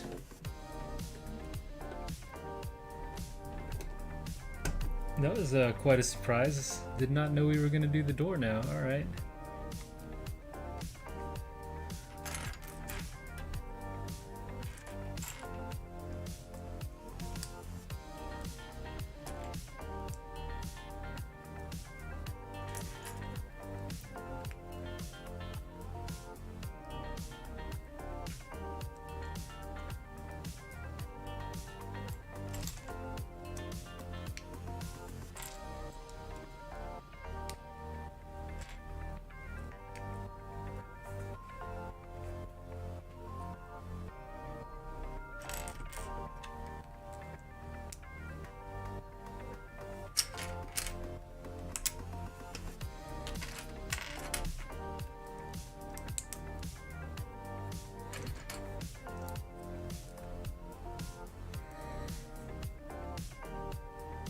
Dang, yeah, this is a small bag, but it's like a lot of small pieces, and I think they might just be...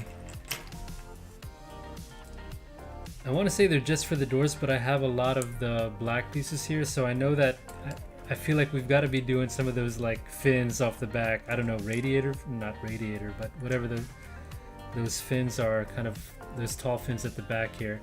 But it is cool to see how these gull wing doors are coming together, and that's very interesting. Because I don't know if we've had, I don't know whether it be a Creator Expert car or Lego Technic car that's had the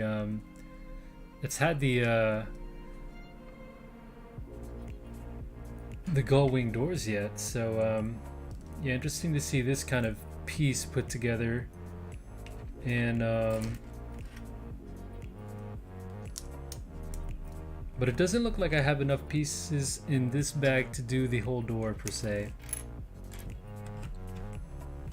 So I wonder how they're going about that here.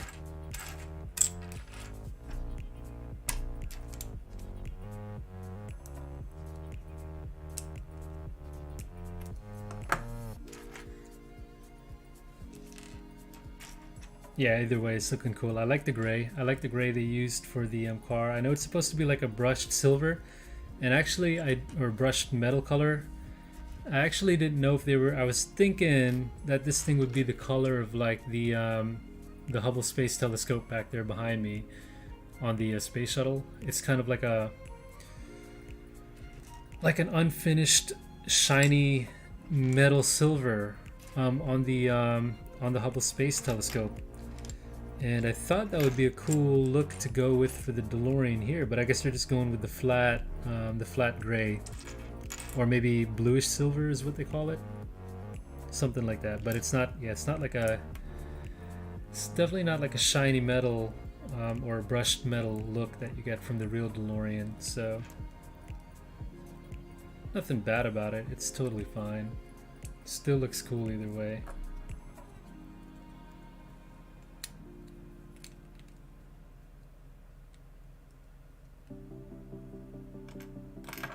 Oops.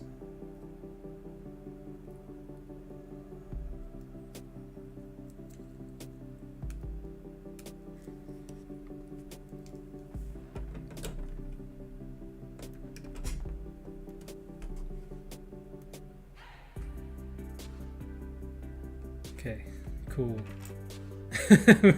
We've got the some gull wings. That's cool. That's cool to see.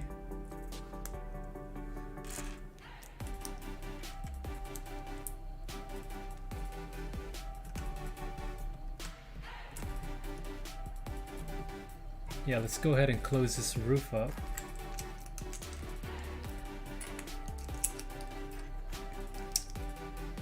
Yeah, the shell is coming around together quick. Man, it took forever to do that chassis.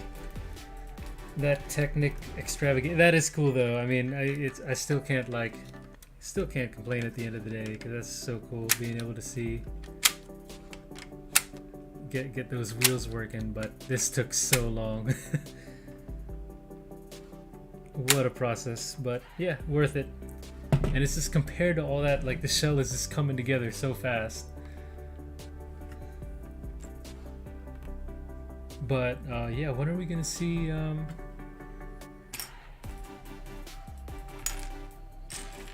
when are we gonna see that break off point to Go into the specific model.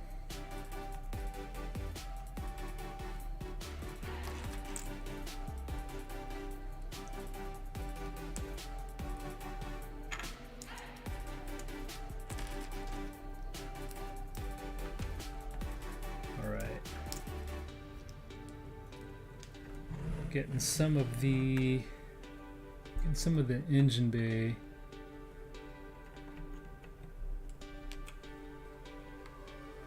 Going here, looks like.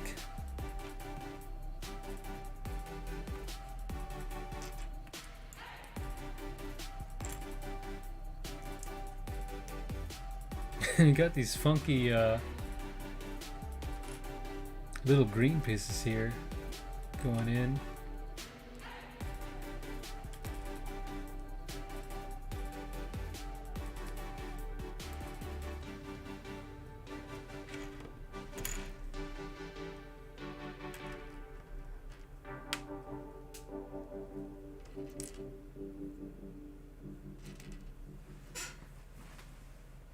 And I totally dropped one of them, and I don't think that's going to be recoverable for a while. I'm going to have to find that later.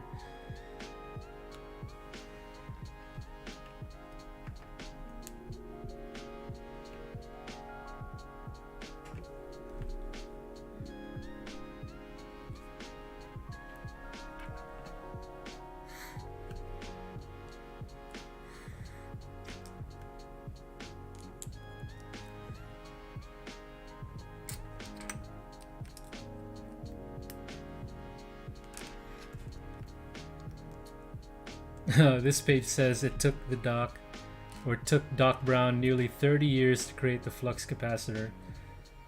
And I thought he meant like the whole time machine. It took him 30 years to do the whole time machine, but I guess just this it took him 30 years to do. Man.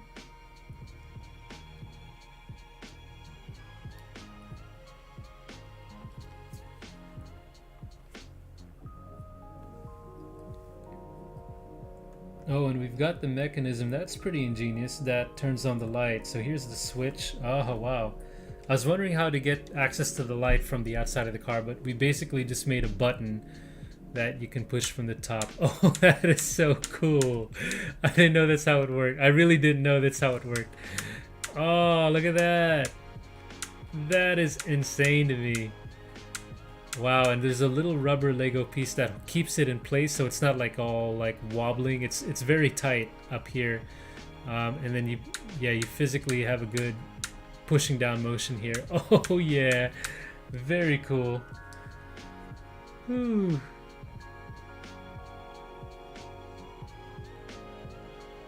Yeah. Okay. I don't know what these instructions mean here. I'm assuming it's right because I press it and it turns on.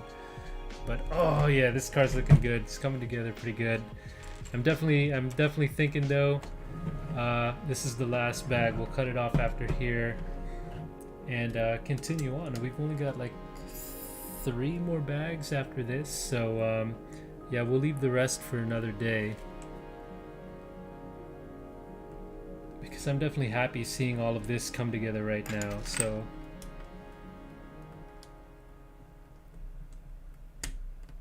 I'm at a happy point.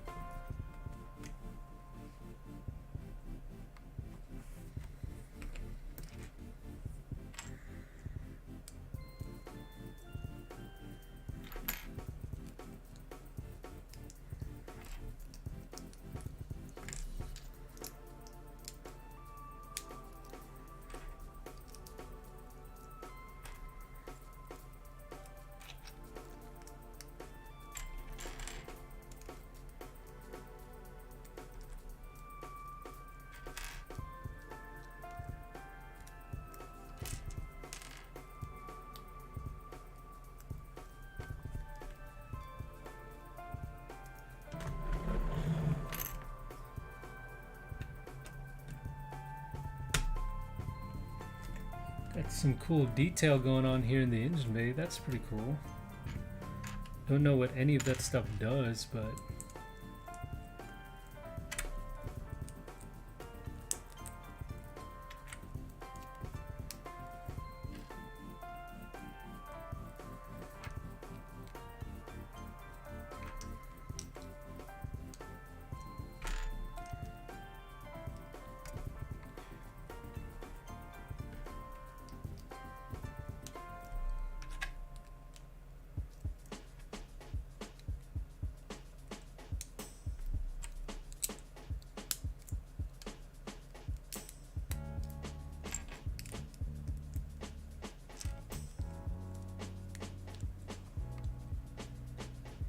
oh yeah, here's the kind of fin things I've been talking about this whole time. So we've got that in there. We've got one side right here. Or show it this way. Cool. Assuming it's like you've got enough pieces for one more. And then that's the bag right there.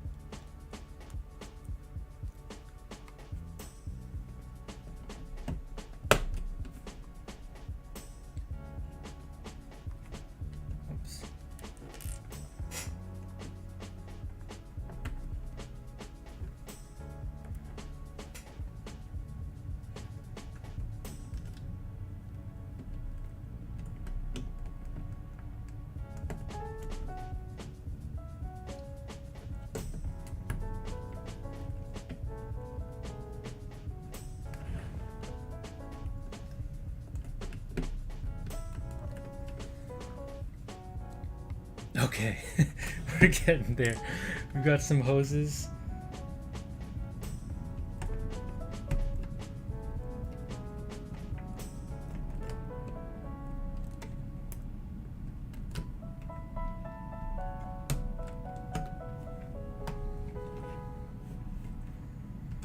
Very cool. I definitely love working on details of engine bays, whether it be this like a fake, not fake, but a fictional car or like a real car. Definitely cool to see details like that. Oh, that's it. That's bag 8. Okay, that being said, we've got bag 9, 10, 11 to go. I think we're at a good stopping point because I'm about to keel over right now. So I think we're going to cut it off here, guys. So I don't know if I'll try and do a live build to finish this. Either way, I'm going to do a review, but let me just show you where we're at right now. A lot of our time that we spent today, it was kind of painstaking, but definitely worth it. Was building the chassis here on the bottom. This was definitely the majority of our time, but look at it. It's so worth it. Really cool. And then after that, it's kind of a breeze getting up top, getting the interior done. Getting the dashboard done, which, yeah, focusing on the wrong thing right now. We've got a couple of the body parts in, the roof, the windshield. Really cool front bumper going on here. The two coolest features so far up to bag 8 are either the wheels here that are going to go into vertical or horizontal. But honestly, I think my favorite might have to be the flux capacitor, because that's just so cool, and just the way they designed it off of that grappling hook, that might be my favorite part of it so far. So here it is. If we compare to the 911, which is fairly big, it's more recent. The recent ones are a little bit bigger than the old creators. Now that I can rest the wheel on here, The Back to the Future car is one stud longer, just one stud longer on the wheelbase than the Porsche 911. So they're basically scaled the same. Well, I mean, I don't know if they're supposed to be the same in real life, but Lego form, they're basically scaled about the same, with the DeLorean being one stud longer. So I don't know in real life how the chassis compare, but basically in Lego form you can pretty much display them together and they will be appropriate to each other, which is great. So far, pretty interesting build experience. It was painful to do the axles here, but worth it at the end because you get a really good feature. Um, that being said, again, I'll try to do a live build to finish this, hopefully in the weekend, like tomorrow or Sunday, and in the daytime when people are actually awake. So hopefully we'll finish that. If I don't do a live stream to finish this, I might do a little bit of a build and then finish it with a live stream. If I don't do a live stream, either way, I'm definitely going to do an in-depth review on this because this is too cool to not do a full review on and kind of feature. So that being said, for those of y'all that kind of stuck it out for a bit, I know it's late on a Friday. Thank you guys for tuning in. I definitely loved, had a lot of good conversation today. Thank you guys for chiming into the chat there. With that being said, again, I just have to keep saying thank you, thank you, thank you.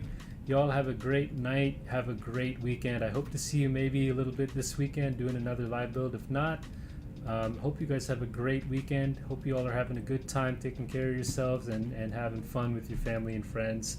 That being said, have a good night. I'll see you all on the next one. I'm out of breath, out of wind, and time to end this thing. Take care. See y'all on the next one.